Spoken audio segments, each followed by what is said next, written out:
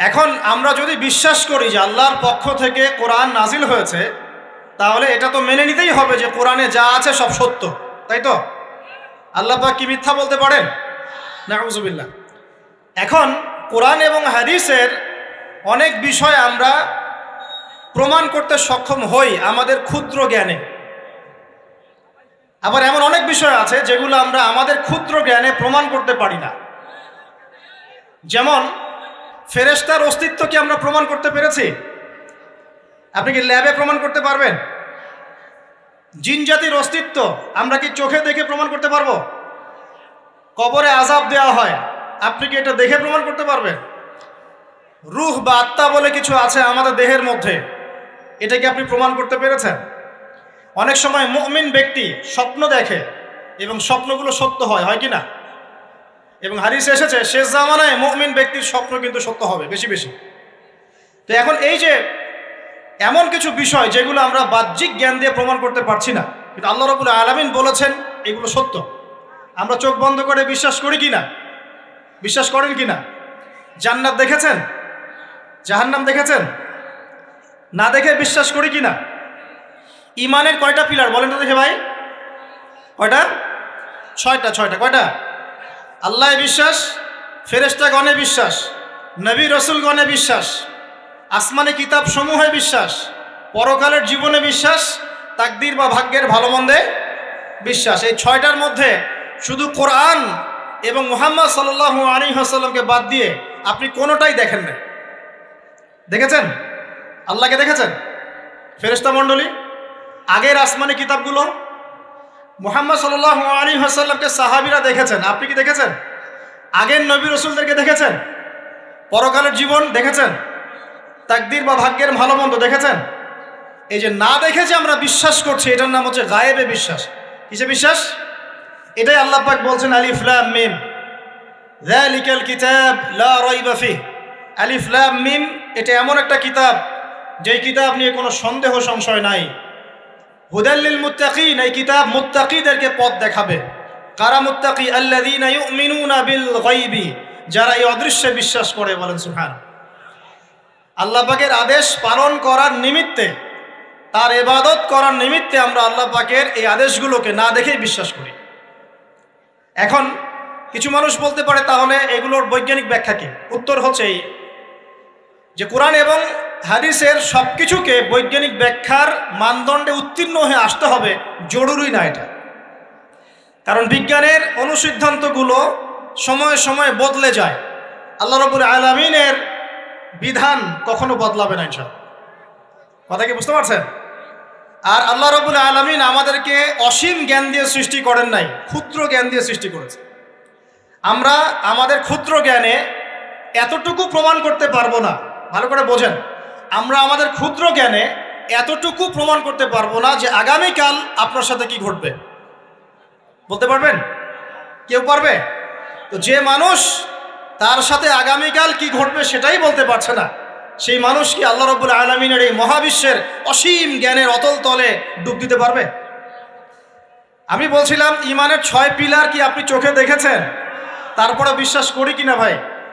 আচ্ছা, এখন আমরা এই জায়গায় ছিলাম যে আল্লাহ পাকের জ্ঞানটা অসীম। আল্লাহ পাকের জ্ঞান কি ভাই? আমি অসীমের একটা উদাহরণ দিয়ে বোঝাচ্ছি। মনে করেন এখানে আমরা যারা উপস্থিত আছি, আমরা সবাই জান্নাতে চলে গেলাম, মনে করেন, আল্লাহ কবুল করুন। জান্নাতে যাওয়ার পরে কি সময় শেষ হয়ে যাবে, না সময় আরো চলতে থাকবে? আচ্ছা, জান্নাতে যাওয়ার পরে 1 কোটি, 2 কোটি, 5 কোটি, 10 কোটি, 100 কোটি বছর পর এই জান্নাতীরা কি করবে, কি খাবে, কোথায় ঘুরবে, কোথায় ফিরবে, আল্লাহ রাব্বুল আলামিন এখনই সেটা জানেন। আলহামদুলিল্লাহ, বলেন আল্লাহু আকবার। আল্লাহকে চিনি একটু, আল্লাহ পাক এখনই সেটা জানেন, এই মুহূর্তে জানেন। যদি এখানে কোনো ভাই থাকেন, ফর এক্সাম্পল অমুক ভাইয়ের নাম আব্দুল্লাহ, এই ভাই মনে করেন জান্নাতে যাবেন ইনশাআল্লাহ, কথার কথা বলছে, কথার কথা।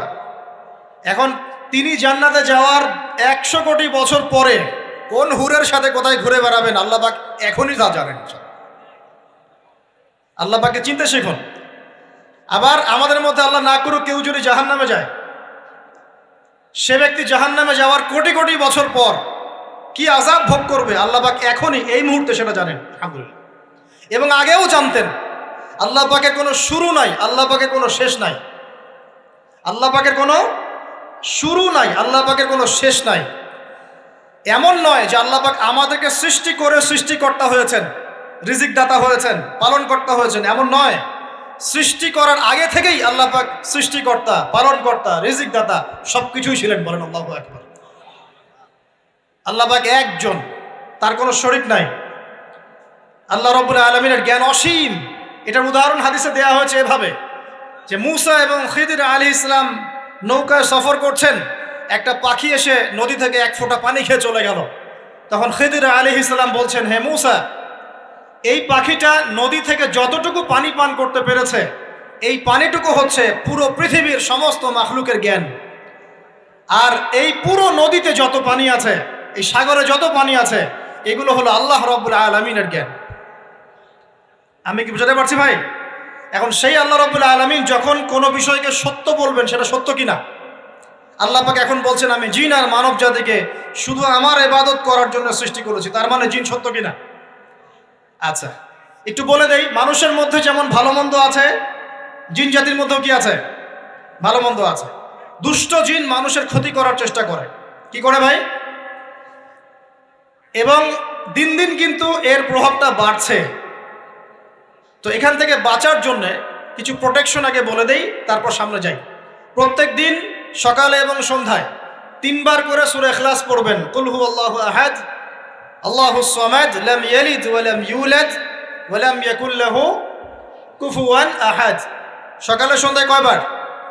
3 বার। আর 3 বার পড়বেন সূরা ফালাক, কুল আউযু বিরাব্বিল ফালাক, এই সূরা। আর 3 বার পড়বেন সূরা নাস, কুল আউযু বিরাব্বিন নাস। এটা প্রত্যেক ফরজ নামাজের পর একবার করে পড়বেন আয়াতুল কুরসি। আয়াতুল কুরসি কোন সূরা আছে? কত নম্বর আয়াত? মাশাআল্লাহ, 255। আল্লাহু লা ইলাহা ইল্লা হুয়াল হাইয়ুল কাইয়্যুম, এখান থেকে শেষ পর্যন্ত। আর কি করবেন? রাতের বেলা ঘুমানোর সময় পড়বেন সূরাতুল বাকারা, এর শেষের 2টা বা 3টা আয়াত। লিল্লাহি মা ফিস সামাওয়াতি ওয়া মা ফিল আরদ, এখান থেকে ফানসুরনা আলাল কওমিল কাফিরিন পর্যন্ত। নবী সাল্লাল্লাহু আলাইহি ওয়াসাল্লাম বলেছেন, রাতের বেলা কেউ যদি সূরা বাকারার শেষের এই 2টা 3টা আয়াত পড়ে ঘুমায়, সারা রাত আপনি যদি ইবাদতে থাকতেন যে নেকি পেতেন, এটা পড়ে ঘুমানোর ফলে সেই নেকি পাবেন ইনশাআল্লাহ। এখন বলেন দেখি, কতজনের সূরা বাকারার শেষের 3টা আয়াত মুখস্থ আছে? মাশাআল্লাহ। তো এখন বলেন আমাকে, আল কোরআনের আলো ঘরে ঘরে কি জ্বলবে? বলেন। শোনেন, আমার কথা রাগ করেন না। আমরা তো সবাই চাই যে আল্লাহর কোরআন আল্লাহর জমিনে প্রতিষ্ঠা লাভ করুক, চাই কি না? তাহলে সবার আগে নিজের মধ্যে কোরআন কায়েম করতে হবে। কোথায়? আগে নিজের উপর কোরআন কায়েম করুন, নিজের উপর সুন্নাহ কায়েম করুন, নিজের উপর দিন কায়েম করুন। ইনশাল্লাহ দিন ঘরে ঘরে পৌঁছে যাবে ইনশাল্লাহ। প্রত্যেক ঘরের মানুষ এই নিয়াত করতে পারি কি ইনশাআল্লাহ যে আমরা সবাই কোরআন পড়া শিখবো ইনশাআল্লাহ? কোরআনের বাছাই করা কিছু আয়াত অন্তত মুখস্থ করবো ইনশাআল্লাহ। পুরা কোরআন তোমাদেরকে মুখস্থ করতে বলছি না, হয়তো অনেকে পারবে না, যারা পেরেছে তারা সৌভাগ্যবান, আলহামদুলিল্লাহ। কমপক্ষে সূরা বাকারার শেষের 3টা আয়াত পারবো না ভাই? আয়াতুল কুরসি পারবো না? সূরা ফালাক, সূরা নাস, সূরা ইখলাস, সূরা কাফিরুন, সূরা হাশরের শেষের 3টা আয়াত, সূরা কাহাফ এর প্রথম 10 শেষ 10 আয়াত, সূরা কাহাফ প্রথম 10 শেষ 10 আয়াত, সূরা সফফাত এর প্রথম 10 আয়াত, সূরা আর রহমান, সূরা ইয়াসিন, সূরা মুলক। এই যে কমন জিনিসগুলো, এগুলো মুখস্থ করতে পারবো না ভাই ইনশাআল্লাহ? আল্লাহ পাক সবাইকে তৌফিক দান করুন, বলি আমিন। আর এখন যারা বিয়ে শাদী করেন নাই, নিয়াত করেন যে আপনাদের ঘরে যে সন্তান আসবে, আচ্ছা সন্তানের আগে বউয়ে আসে নাকি? আচ্ছা, যারা বিয়ে শাদী করেন নাই নিয়াত করেন, দিনদার, মুত্তাকি, পরহেজগার, কোরআনওয়ালা মেয়ে ছাড়া বিয়ে করার দরকার নেই। বাস বাস বাস বাস বাস। শোনেন, এর মানে এই নয় যে খালি মাদ্রাসার মেয়েদেরকে বিয়ে করবেন, বরং এমন অনেক দিনী বোন আছেন আমাদের স্কুল কলেজ ইউনিভার্সিটিতে পড়েন, তারা অনেক বেশি দিন চর্চা করেন। মাশাআল্লাহ।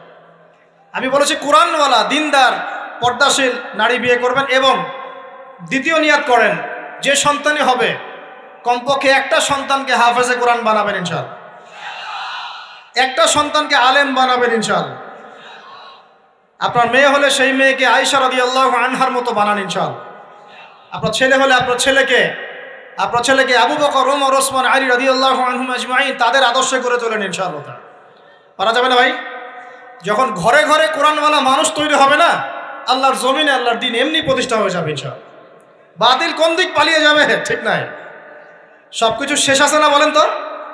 সব কিছু শেষ আছে। নমরুদ আছে না নাই? দুনিয়াতে আছে। মানুষ তার নামও স্মরণ করে। যখন সে দুনিয়া ছিল মনে হচ্ছিল দুনিয়াটাই তার, তখন মনে হচ্ছিল কি দুনিয়াটাই নমরুদের। ফেরাউন দুনিয়া আছে না নাই? আছে। তার নামও কি মানুষ স্মরণ করে? যখন ফেরাউনের রাজত্ব ছিল, যুগ ছিল, তখন মনে হতো যে পুরো দুনিয়াটাইও। কথা বুঝতে পারছেন না? এরকম প্রত্যেক যুগে যুগে। আজ জাতির নাম শুনেছেন? আজ জাতি এই তাল গাছের সমান লম্বা চওড়া ছিল এক একজন। বিশ্বাস করছেন না? তাল গাছের সমান লম্বা চওড়া ছিল এবং পাহাড় কেটে কেটে তারা বাড়িঘর নির্মাণ করত। তাদের কাছে আল্লাহ পাক নবী হিসেবে পাঠিয়েছিলেন হুদ আলাইহিস সালামকে। কোন নবী? সূরা হুদ পড়ে দেখবেন। আপনি যদি কবিতা, সাহিত্য, ছন্দ এগুলো পছন্দ করেন তাহলে সূরা হুদ আপনার জন্য। সুবহানাল্লাহ। আপনি যদি কবিতা, সাহিত্য, ছন্দ, বালাগাত পছন্দ করেন, সূরা আর রহমান আপনার জন্য, সূরা হুদ আপনার জন্য, সূরা শুআরা এগুলো আপনার জন্য। এত চমৎকার কাব্যিক বিন্যাস আছে, মানে কবিতার ছন্দে ছন্দে উপন্যাস ব্যাখ্যা করা হয়েছে বলে। সুবহানাল্লাহ। মানুষ তো কোরআনকে মূল্যায়ন করে না। আমি লাস্ট জুমার খুতবার একটা লেকচারে বলেছিলাম, সূরা ইউসুফ, এই যে এখন সারা বিশ্বে অর্থনীতি নিয়ে যে কত কথা হচ্ছে, অর্থনৈতিক সংকট, এইটা সেটা বলা হচ্ছে না, সবার ঘরে ঘরে এগুলো আলোচনা হয় তো মাশাআল্লাহ। আপনি বিশ্বাস করেন সূরা ইউসুফের মাত্র 4টা আয়াতের মধ্যে আল্লাহ পাক এই পুরো বিশ্বের অর্থনৈতিক সমস্যার সমাধান দিয়ে দিয়েছে। বলে দিব কি সমাধান? পরে বলছি। আগে আপনাদের এই পয়েন্টটা শেষ করি। ঘরে ঘরে কোরআনওয়ালা মানুষ তৈরি হবে তো ইনশাআল্লাহ। আল্লাহ কবুল করুন, বলি আমিন। কোরআনের এই বিশেষ সূরাগুলো মুখস্থ করতে পারবো তো ইনশাআল্লাহ ভাই? এগুলো নিয়মিত চর্চা করলে আপনাকে দুষ্ট জিন, জাদু, বদনজর এগুলো গ্রাস করবে না ইনশাআল্লাহ। আরেকটা বইয়ের নাম বলে দেই, বই কিনবেন। আমি যে প্রত্যেকটা লেকচারে একটা একটা করে 2টা করে বইয়ের নাম বলি, বইগুলো কিনবেন আল্লাহর রাস্তায়। আজকে শুধু একটা বইয়ের নাম বলবো না, আজকে আমি এমন একজন রাইটারের নাম বলে দিব যে রাইটারের সবগুলো বই বাসায় কিনবেন আপনারা ইনশাআল্লাহ। যদি আপনি এই রাইটারের, এই আলেমের সবগুলো বই বাসায় রাখতে পারেন এবং চর্চা করতে পারেন, ইনশাআল্লাহ আপনি সিরাতুল মুস্তাকিমেই থাকবেন ইনশাআল্লাহ। আমি আপনার জিম্মেদার হচ্ছি ইনশাআল্লাহ। যদি আপনি পথভ্রষ্ট না হয়ে যান, এই বইগুলোতে এত চমৎকার করে গাইডলাইন দেয়া আছে, আপনি ইনশাআল্লাহ সঠিক পথেই থাকবেন। নামটা বলে দিব। সবার প্রিয় আলেম, পুরো বিশ্বের, শুধু বাংলাদেশের নয়, অন্যতম একজন প্রিয় আলেম, বিদগ্ধ আলেমে দ্বীন আল্লামা মুফতি তকি উসমানী দামাত বারাকাতুহু। নাম শুনেছেন? এই নামটা শুনেছেন? আচ্ছা, তার অনেক বই আছে, প্রায় 200, 300, 400। সবগুলা বই বাসায় কিনবেন ইনশাআল্লাহ।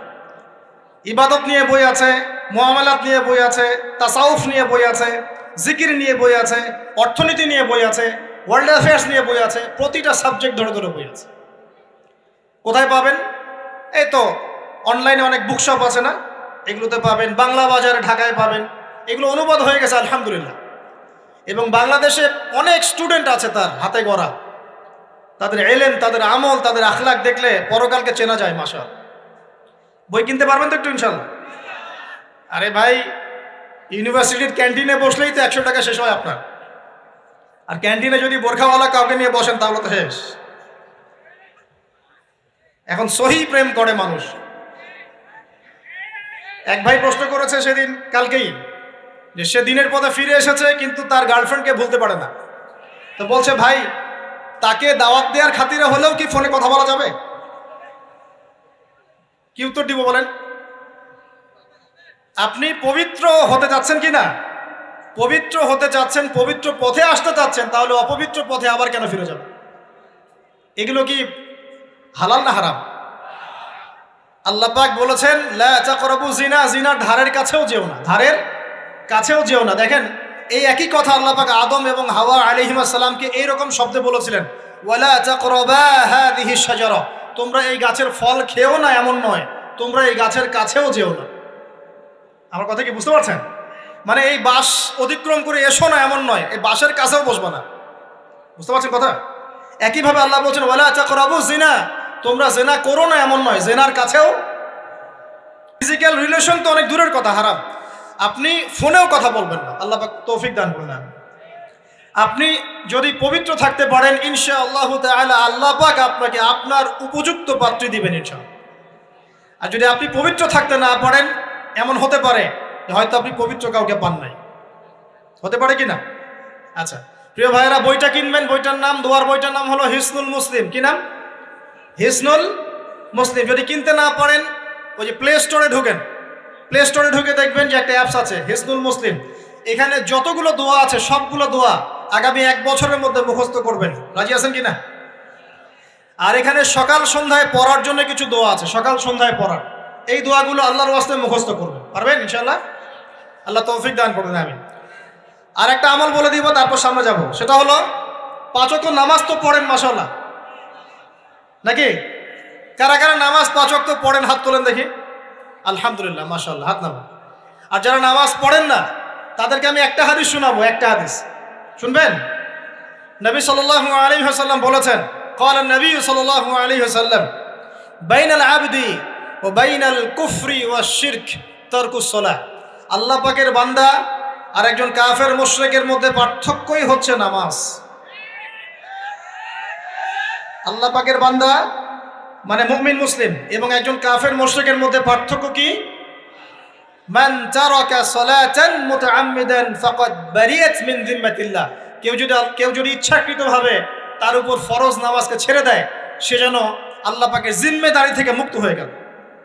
অন্য হাদিসে আছে মান তারাকা সালাতান মুতাআম্মিদান ফাকাদ কাফার।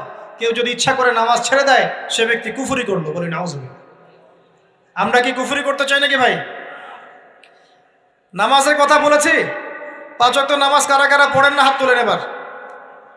আচ্ছা লজ্জার কিছু নাই, এখন আমার সাথে তওবা করেন, আমার সাথে তওবা করেন, বলেন আস্তাগফিরুল্লাহ আল্লাযী লা ইলাহা ইল্লা হুয়াল হাইয়ুল কাইয়্যুম ওয়া আতুবু ইলাইহি।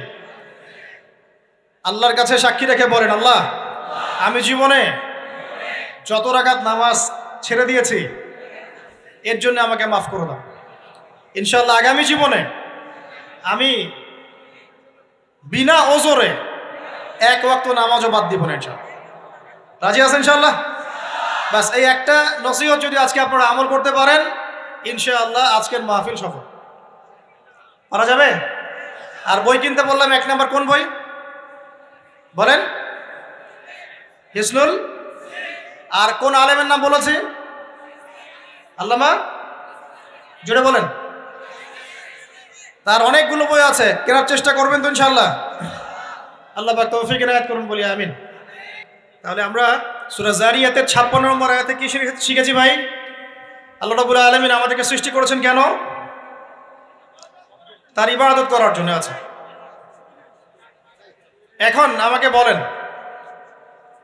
আমাকে বলেন যে আল্লাহ পাকের ইবাদত করার জন্য আল্লাহ পাক এই দুনিয়াতে আমাদেরকে কত বছর সময় দিয়েছেন বলেন দেখি। সর্বোচ্চ কত হবে?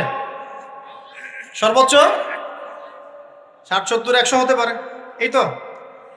আমরা কি চিরস্থায়ী থাকবো এখানে না চলে যাব? আচ্ছা, দুনিয়ার জীবনটা তাহলে কি? আল্লাহ পাক বলছেন আল্লাযী খালাকাল মাউতা ওয়াল হায়াতা লিয়াবলুয়াকুম আইয়ুকুম আহসানু আমালা। আল্লাহ পাক জীবন মৃত্যু সৃষ্টি করেছেন কেন?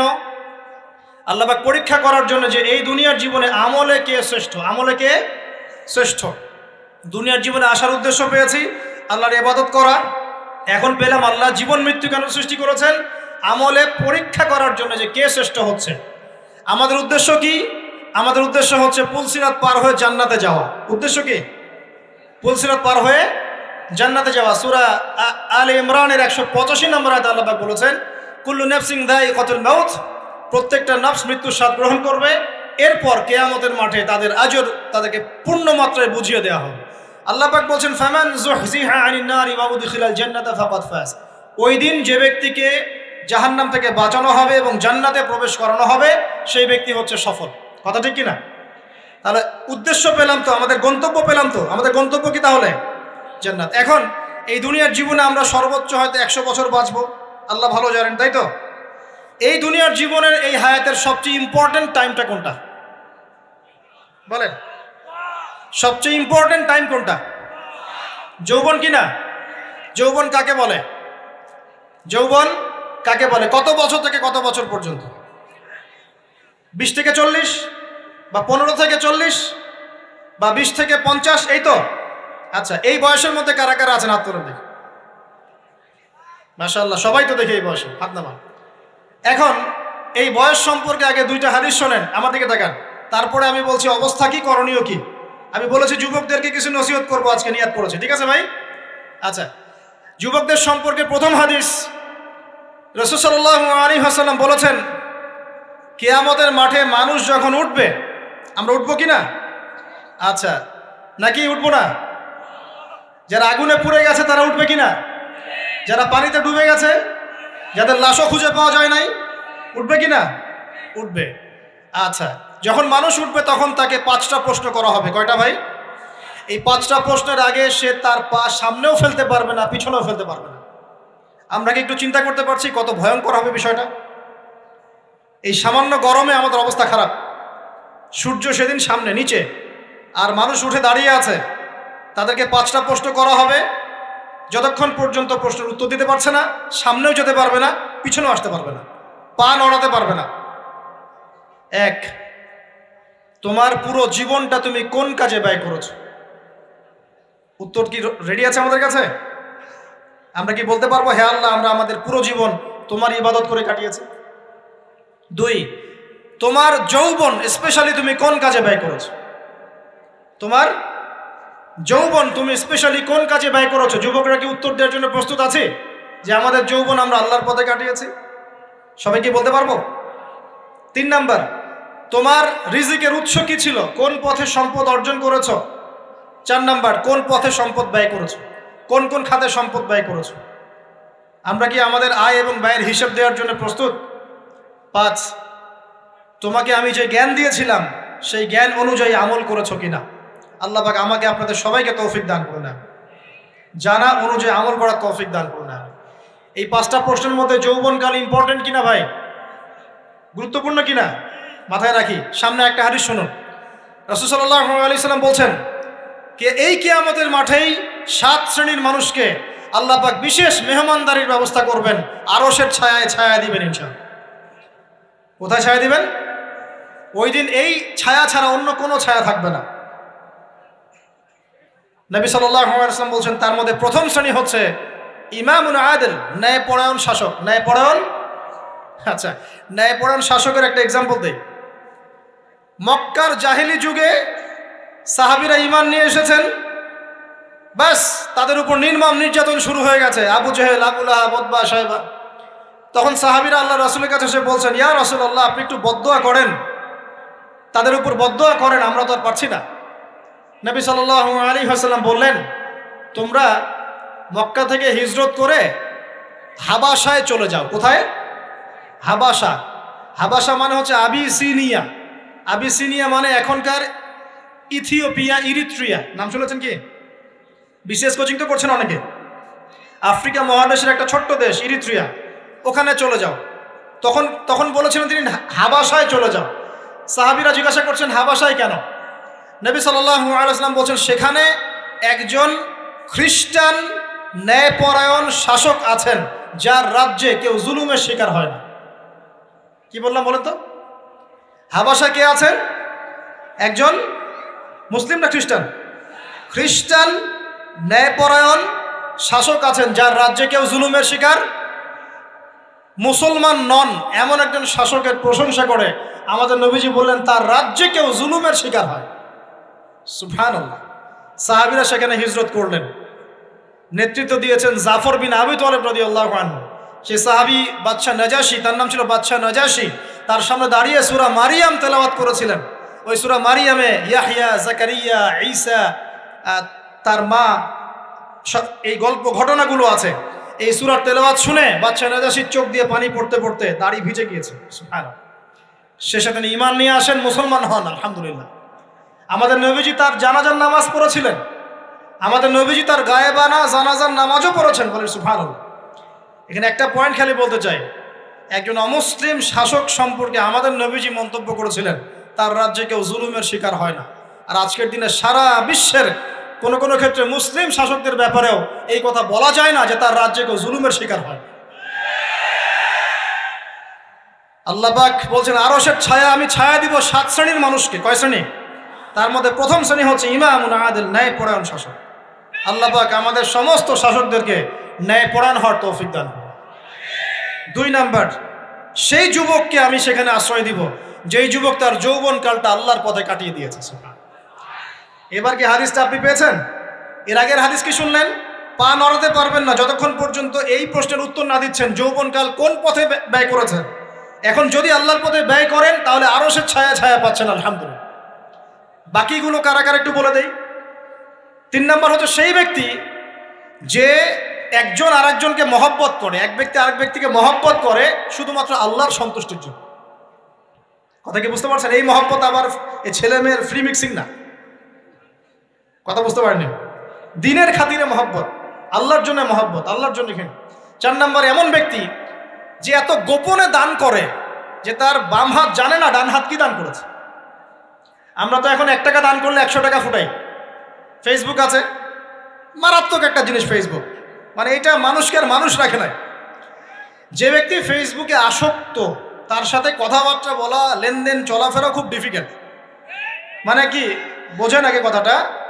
কেন ডিফিকাল্ট? কারণ সে এত বেশি আসক্ত এখানে যে পান থেকে চুন খসলে সে আপনাকে পাবলিকলি ধুয়ে রেখে দিবে। কিছু হইলে আপনাকে ফেসবুকে টেনে নিয়ে আসবে, ফেসবুকে সবাইকে বলবে উনি আমার সাথে এই কাজ করছে। আপনি বলারও টাইম পাবেন না যে আপনি নির্দোষ। তো খুব মুশকিল না এগুলা? আল্লাহ মাফ করুক আমাদেরকে। এমনভাবে দান করে যে বাম হাত জানে না ডান হাত কি দান করছে।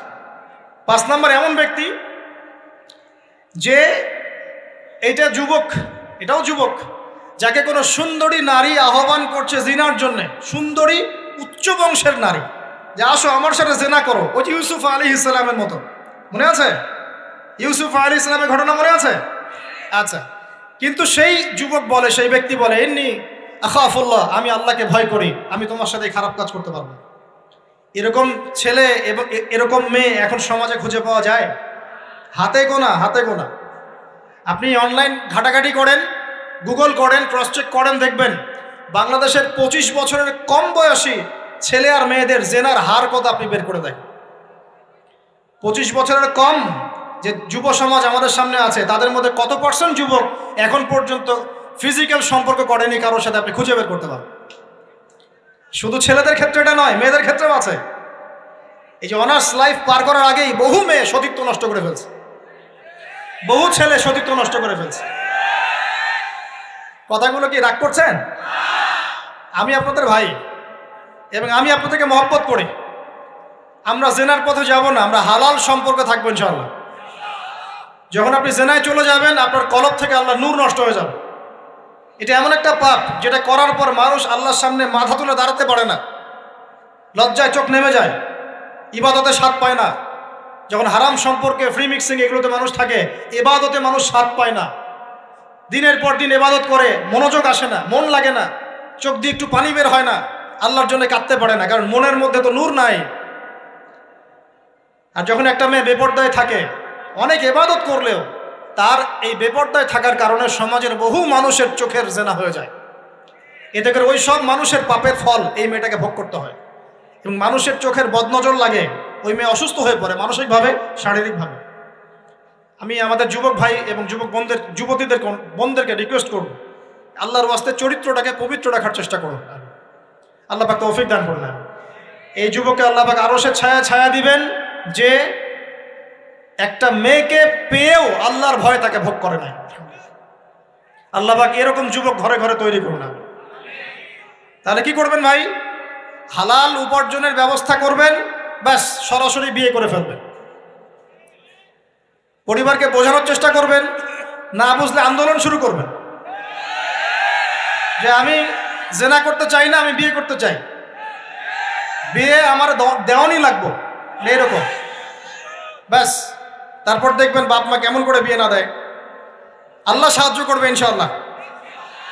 আল্লাহ আমাদের যুবক ভাইদেরকে চরিত্র হেফাজত করার স্বার্থে বিয়েকে সহজ করে দিন। আমি আবার কাউরে নিয়ে পালায় যায় না, ওই কাজ করতে যায় না কিন্তু আবার, ঠিক আছে?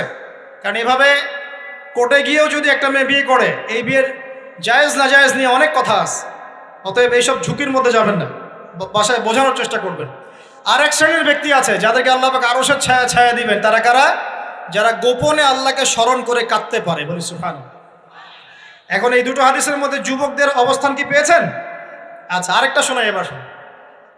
নবী সাল্লাল্লাহু আলাইহি ওয়াসাল্লাম বলেছেন, 5টা জিনিস আসার আগেই 5টা বিষয়কে মূল্যায়ন করো।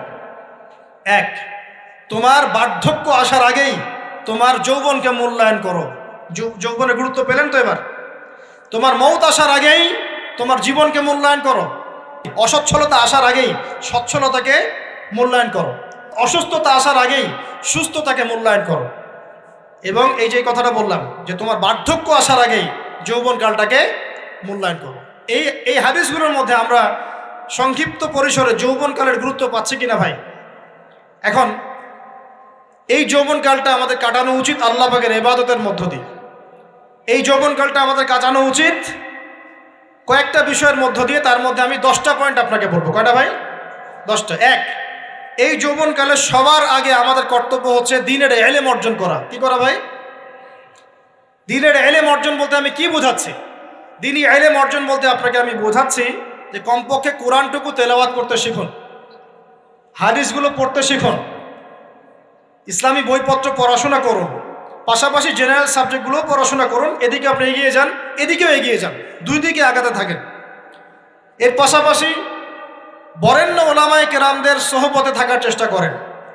যারা রিনাউন্ড এবং বরেণ্য ওলামায়ে কেরাম, তাদের সোহবতে থাকার চেষ্টা করেন। ইলম অর্জনের অনেক ধাপ আছে। শুরু করেন কোরআন তেলাওয়াত দিয়ে, তারপরে আস্তে আস্তে হাদিসে যান, কোরআনের তাফসিরে যান, ইতিহাস পড়েন, ইসলামের ইতিহাস পড়েন, ইসলামিক অর্থনীতি পড়েন, রাসূলের জীবনী সিরাত পড়ে দেখেন, ইসলামিক ফিখের বইগুলো পড়ে দেখেন। আস্তে আস্তে গ্র্যাজুয়ালি আপনি সামনে যান। এই সিলেবাসটা আপনি কোত্থেকে পাবেন? এই সিলেবাসটা দেখবেন প্রত্যেক জেলায় জেলায় বরেণ্য কওমি ওলামায়ে কেরাম আছেন না, তাদের সাথে পরামর্শ করবেন, আপনাকে সুন্দর সিলেবাস করে দেবে ইনশাআল্লাহ। এইভাবে আপনি পড়াশোনা করবেন এবং ওস্তাদের সাথে থেকে পড়াশোনা করবেন। একা একা সব কিছু করা যায়? একা একা সব কিছু করা যায় না। একটা সিলসিলা লাগে, একটা ওস্তাদের সোহবত লাগে নাকি? একা একা কি কোরআন সুন্নাহ সব বুঝে ফেলতে পারবেন আপনি? তাই মনে হয়? কখনোই না। অতএব বরেণ্য আলেমদের সোহবতও লাগবে, আবার আপনার চেষ্টাও লাগবে। আল্লাহ পাক তৌফিক দান করুন। এই যৌবনকালের প্রথম কাজ কি ভাই? ইলম অর্জন করা। 2 নম্বর, এই যৌবনকালে আমরা যে পরিমাণ ফিজিক্যালি ফিট থাকি, শরীরে শক্তি থাকে, উদ্যম থাকে, আমাদের বয়সটা 40-50 হয়ে গেলে সেটা থাকবে না। থাকবে? অতএব এই যৌবনকালে বেশি বেশি ইবাদত করতে থাকেন। আল্লাহ পাক তৌফিক দান করুন। এই যৌবনকালে 5 ওয়াক্ত নামাজ তো পড়বেনই, এর পাশাপাশি নফল নামাজগুলো পড়ার চেষ্টা করুন। এর পাশাপাশি আপনি চেষ্টা করবেন তাহাজ্জুদের ওয়াক্তে একটু নামাজ পড়ার জন্য, কমপক্ষে 2 রাকাত, কমপক্ষে 2 রাকাত, অ্যাটলিস্ট 2 রাকাত নামাজ তাহাজ্জুদের সময় পড়ার চেষ্টা করি। আল্লাহ আমাকে তৌফিক দেখ, আপনাদের সবাইকে তৌফিক দান করুন। ওই সময় আপনি যে দোয়াই করবেন আল্লাহর কাছে কবুল হবে ইনশাআল্লাহ। যে দোয়াই করবেন আল্লাহ কবুল করবেন ইনশাআল্লাহ। যদি আপনার রিজিকটা কি হয়? হালাল হয়। হারাম রিজিক দিয়ে ইবাদত কবুল হয়? হারাম রিজিকের দোয়া কবুল হয়? কবুল হয় না। 3 নাম্বার, এই যৌবনকালে আমরা রাসূলের সুন্নতের উপর বেশি আমল করবো ইনশাআল্লাহ। করা যাবে ইনশাআল্লাহ? তাহলে নিয়াত করতে পারি যে ইনশাআল্লাহ চেহারাগুলো পরিবর্তন হবে। চেহারা পরিবর্তন মানে কি? হ্যাঁ, রাখা যাবে না? এখনো গজায় নাই। প্রত্যেক সপ্তাহে আপনাকে নবীর সুন্নতের উপর এরকম করে কুরবানি এবং জবাই করতে কে বলেছে? নবী সাল্লাল্লাহু আলাইহি ওয়াসাল্লামের সুন্নতকে জবাই করাটা কি ভালো কাজ? হ্যাঁ বলেন তো। আমরা তো এমন অনেক নাপিত ভাইদেরকে চিনি যারা এই ধরনের বক্তব্যগুলো শুনে আলহামদুলিল্লাহ জীবন পরিবর্তন করেছেন। তার দোকানে লিখে দিয়েছেন এখানে চুল কাটা হয়, দাড়ি শেভ করা হয় না। খুশি হন নাই? মুসলিমদের কথা বলছি, অমুসলিমদেরকে নিয়ে আমাদের চিন্তা নাই তো? চিন্তা আছে। একটা কথা মনে রাখবেন, একটু কথাটা মনের কান দিয়ে শোনেন। দাড়ি হচ্ছে একমাত্র ভিজিবল সুন্নত। দাড়ি হচ্ছে একমাত্র ভিজিবল সুন্নত। ভিজিবল মানে কি? যা দেখা যায়। দাড়ি একমাত্র ভিজিবল সুন্নত, দৃশ্যমান সুন্নত, যেটা নিয়ে আপনি আমি কবরে যাবো ইনশাআল্লাহ। আর কোনো সাইন দেখে বোঝার বুদ্ধি নাই এই ব্যক্তি কত বড় মুসলিম, কত বড় সুন্নতের পাবন ছিল। খালি কপালের সেজদার দাগ আর চেহারার দাড়ি বাকি থাকবে। কথা বুঝতে পারছেন ভাই? নিয়াত করা যায় একটু দাড়ি ছেড়ে দিব, নাকি দাড়ি রাখলে চাকরি পাবেন না? দাড়ি রাখলে মেয়ে দিবে না নাকি? তো যে মেয়ে দাড়ি রাখলে বিয়ে করতে চায় না তাকে বিয়ে করারও দরকার নাই। আর দাড়ি রাখলে যে চাকরি আপনাকে ছাড়তে হয় ওই চাকরিও করার দরকার নেই। চাকরির মধ্যে সব রিজিক আপনার মনে হয়? রিজিকের সবচেয়ে বড় অংশ আছে কিসের মধ্যে? বিজনেসের মধ্যে। যারা বিজনেস করে তাদের আন্ডারেই লক্ষ লক্ষ মানুষ চাকরি করে। বাংলাদেশে যে ইকোনমিক সিস্টেম, এই ইকোনমিক সিস্টেমের মূলে কারা জানেন? ব্যবসায়ীরা। কারা? বড় বড় ব্যবসায়ীরা। এমন অনেক ব্যবসায়ী আছেন যাদের একজনের জাকাতের টাকা দিয়ে একটা গ্রামের মানুষকে খাওয়ানো যায়। বিশ্বাস করছেন না? ইকোনমিক তো আমার সাবজেক্ট, আমরা পড়েছি এগুলো, পড়াশোনা করেন দেখেন। বিজনেস, এরপরে আছে ক্রিয়েটিভ কোনো প্রজেক্ট, এমন কোনো প্রজেক্ট যেটা এখন পর্যন্ত কেউ লঞ্চ করে নাই। এখন অনলাইনে অনেকে আয় করেন না, আজকে থেকে 20 বছর আগে মানুষ এটা করেছিল। এখন অনেক মানুষ বাহির থেকে পড়াশোনা করে দেশে এসে এই যে ডেইরি প্রজেক্ট করছে, পোলট্রি করছে, নতুন নতুন অনেক প্রজেক্ট করছে না? কৃষিভিত্তিক অনেক কাজ করছে। তারা কি সচ্ছল না? আমি একজন ভাইয়ের কথা জানি, যিনি আলহামদুলিল্লাহ আল্লাহর এই অধম বান্দার ওয়াজ শুনে সুদের চাকরি ছেড়ে দিয়েছিলেন। চাকরি ছেড়ে দিয়ে তিনি চায়ের বিজনেস শুরু করে, চায়ের বিজনেস। তো ইদানিং জানলাম তিনি এখন মানুষকে টাকা ধার দেন। মাশাআল্লাহ, তিনি এখন মানুষকে টাকা ধার দেন চায়ের ব্যবসা করেই। আর আমাকে তো এখনো মানুষের কাছে হাত পাততে হচ্ছে। কথা বুঝতে পারেন নাই? আল্লাহ পাক তাকে সুদ ছেড়ে দেওয়ার জন্য সচ্ছল করে দিয়েছেন। এই ওসিলা দিয়েই তিনি সচ্ছল হয়েছেন আলহামদুলিল্লাহ। রিজিক কার হাতে? এটা বিশ্বাস করেন, রিজিক আল্লাহর হাতেই। আল্লাহ পাক চাইলে আপনাকে বেহিসাব রিজিক দিবেন ইনশাআল্লাহ। অতএব সুন্নতকে বিসর্জন দিয়ে নয়, সুন্নতে থাকেন, আল্লাহ পথ খুলে দিবেন ইনশাআল্লাহ। আল্লাহ পাক তৌফিক দান করুন। যুবক ভাইদেরকে বলছিলাম, তাহলে প্রথম কাজ আমাদের এলেম অর্জন করা, তারপরে কি ভাই? নামাজের পাবন্দ হওয়া, আর নামাজ ফরজের পাশাপাশি নফলগুলোও চর্চা করা। 3 নম্বর বলেছি রাসূলের সুন্নতের উপর একদম ইস্তেকামা, দৃঢ়ভাবে আমল করা। আর সুন্নত শিখতে হলেই তো 3 দিনের জন্য বেরিয়ে যান, 7 দিনের জন্য, 40 দিনের জন্য বেরিয়ে যান। সুন্নত শিখিয়ে আপনাকে বাসায় পাঠাই দেবে ইনশাআল্লাহ। পড়াবে না? অনেক মানুষ মনে করে যে তাদের ওখানে গেলে আমার আকীদা নষ্ট হয়ে যাবে। হ্যাঁ, তাই না? তারা বিভ্রান্ত। হ্যাঁ, নাউজুবিল্লাহ।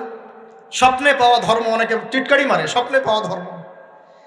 এইসব ব্যঙ্গের ছাতার মতো আদর্শের দিকে মুখ ফিরাবেন না। মাকবুল জামা, যেগুলো মাকবুল জামা, ক্লাসিক্যাল ইসলামের মধ্যে থাকেন, আপনি বিভ্রান্ত হবেন না। তারা আপনাকে কখনো খারাপ কাজে আদেশ করেছে? কত চোর ডাকাত মদখোর মানুষ সেখানে গিয়ে 5 ওয়াক্ত নামাজি হয়ে গেছে, সুদের ব্যবসা ছেড়ে দিয়েছে, মাদক ছেড়ে দিয়েছে, আল্লাহর ওলি হয়ে গেছে আলহামদুলিল্লাহ। তো আপনাকে তারা সুন্নত শিখিয়ে বাসায় পাঠিয়ে দিবে। এছাড়া আপনি অন্যভাবে শিখতে চলে শিখবেন, সমস্যা কি? যদি মাদ্রাসায় পড়ার তৌফিক থাকে তাহলে পড়বেন। সবাই কি মাদ্রাসায় পড়ার তৌফিক পাবে? পাবে না। নিঃসন্দেহে কিছু মানুষ তৌফিক পাবে, কিছু মানুষ হয়তো পাবে না। যারা পাবে না তারা দিন শিখবে কিভাবে? এভাবেই তো শিখবে। সুন্নতের উপর আমল করতে হবে, এটা সবচেয়ে বড় কথা। আল্লাহ পাক আমাদের সবাইকে সুন্নাহর উপর আমল করার তৌফিক দান করুন। 4 নম্বর ভাই, যৌবনকালে আমরা আমাদের সময়গুলোকে মূল্যায়ন করবো ইনশাআল্লাহ। কথা বুঝতে পারছি ভাই? সময় মূল্যায়ন কেমন? আপনার দিন রাতের একটা রুটিন থাকবে, এলোমেলো লাইফ লিড করবেন না। এই যে আমরা, আল্লাহ মাফ করুক, আমরা এখন 3টায় 2টায় 4টায় ঘুমাই, 12টা 1টা 2টায় উঠি, নাউজুবিল্লাহ। এতে করে কি আমাদের রুটিন লাইফটা ঠিক আছে?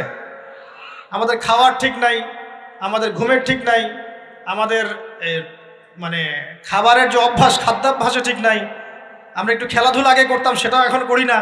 সারাদিন ফোন নিয়ে বসে থাকি, আর এই যে ইউটিউব ফেসবুকে বসে থাকি। গোল হয়ে বসে লুডো খেলে। গোল হয়ে কি করে? লুডো খেলে, অনলাইনে গেমস খেলে, অনলাইনে পাবজি খেলে, ফ্রি ফায়ার খেলে। আগে তো তাও ছেলে পেলে একটু ফুটবল খেলতো, ক্রিকেট খেলতো, আমরাও তো খেলেছি।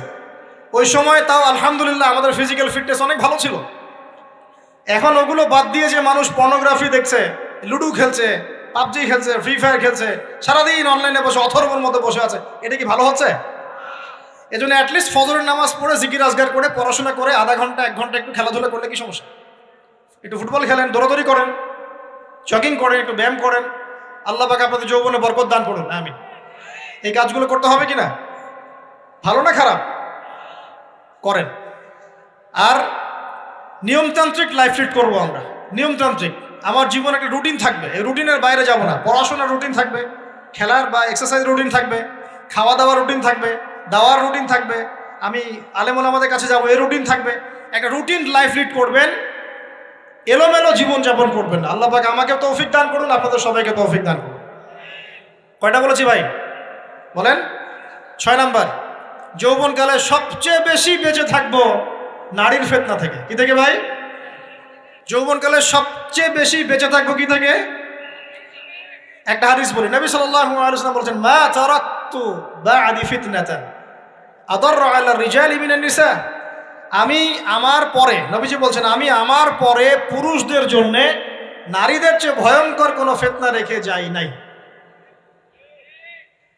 কেমন ফিতনা? আপনি একটু অনেস্টলি বলেন তো দেখি, যে আমরা যারা পর্নোগ্রাফিতে টুকটাক আসক্ত বা এ ধরনের অনলাইনে বা অফলাইনে এই ধরনের হারাম সম্পর্কের সাথে আছি, মন থেকে কি আপনি ফিল করেন যে আল্লাহ আপনার সাথে আছেন? বলেন তো দেখি, অনেস্টলি বলেন।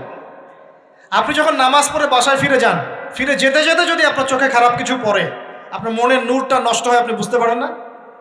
বুঝতে পারেন না?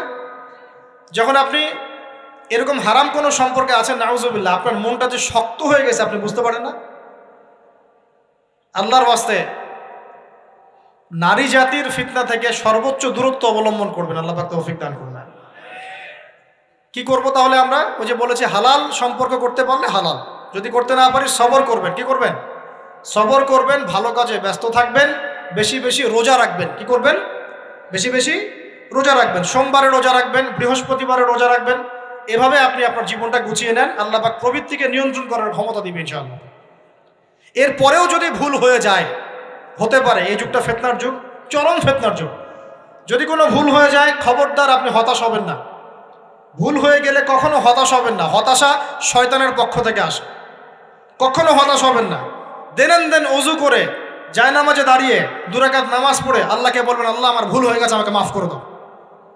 পারা যাবে ইনশাআল্লাহ। জীবনে কখনো হতাশ হবেন না। জীবনে যাই হয়ে যাক না কেন, কখনো হতাশ হবেন না। মনে রাখবেন, আল্লাহ আপনার রব, আল্লাহ আপনার সাথে আছেন ইনশাআল্লাহ। অতএব নারীর ফিতনা থেকে নিজেকে বাঁচিয়ে রাখার চেষ্টা করুন, আল্লাহ পাক তৌফিক এনায়েত করুন। 7 নাম্বারটা হচ্ছে, এই সমাজ আপনাকে যেভাবে শেখায়, কিভাবে শেখায়? এই যে স্কুল, কলেজ, ইউনিভার্সিটি, চাকরি, বিয়ে, সন্তান প্রতিপালন, আর তারপর ইন্না লিল্লাহি ওয়া ইন্না ইলাইহি রাজিউন, এই তো শেখায় নাকি?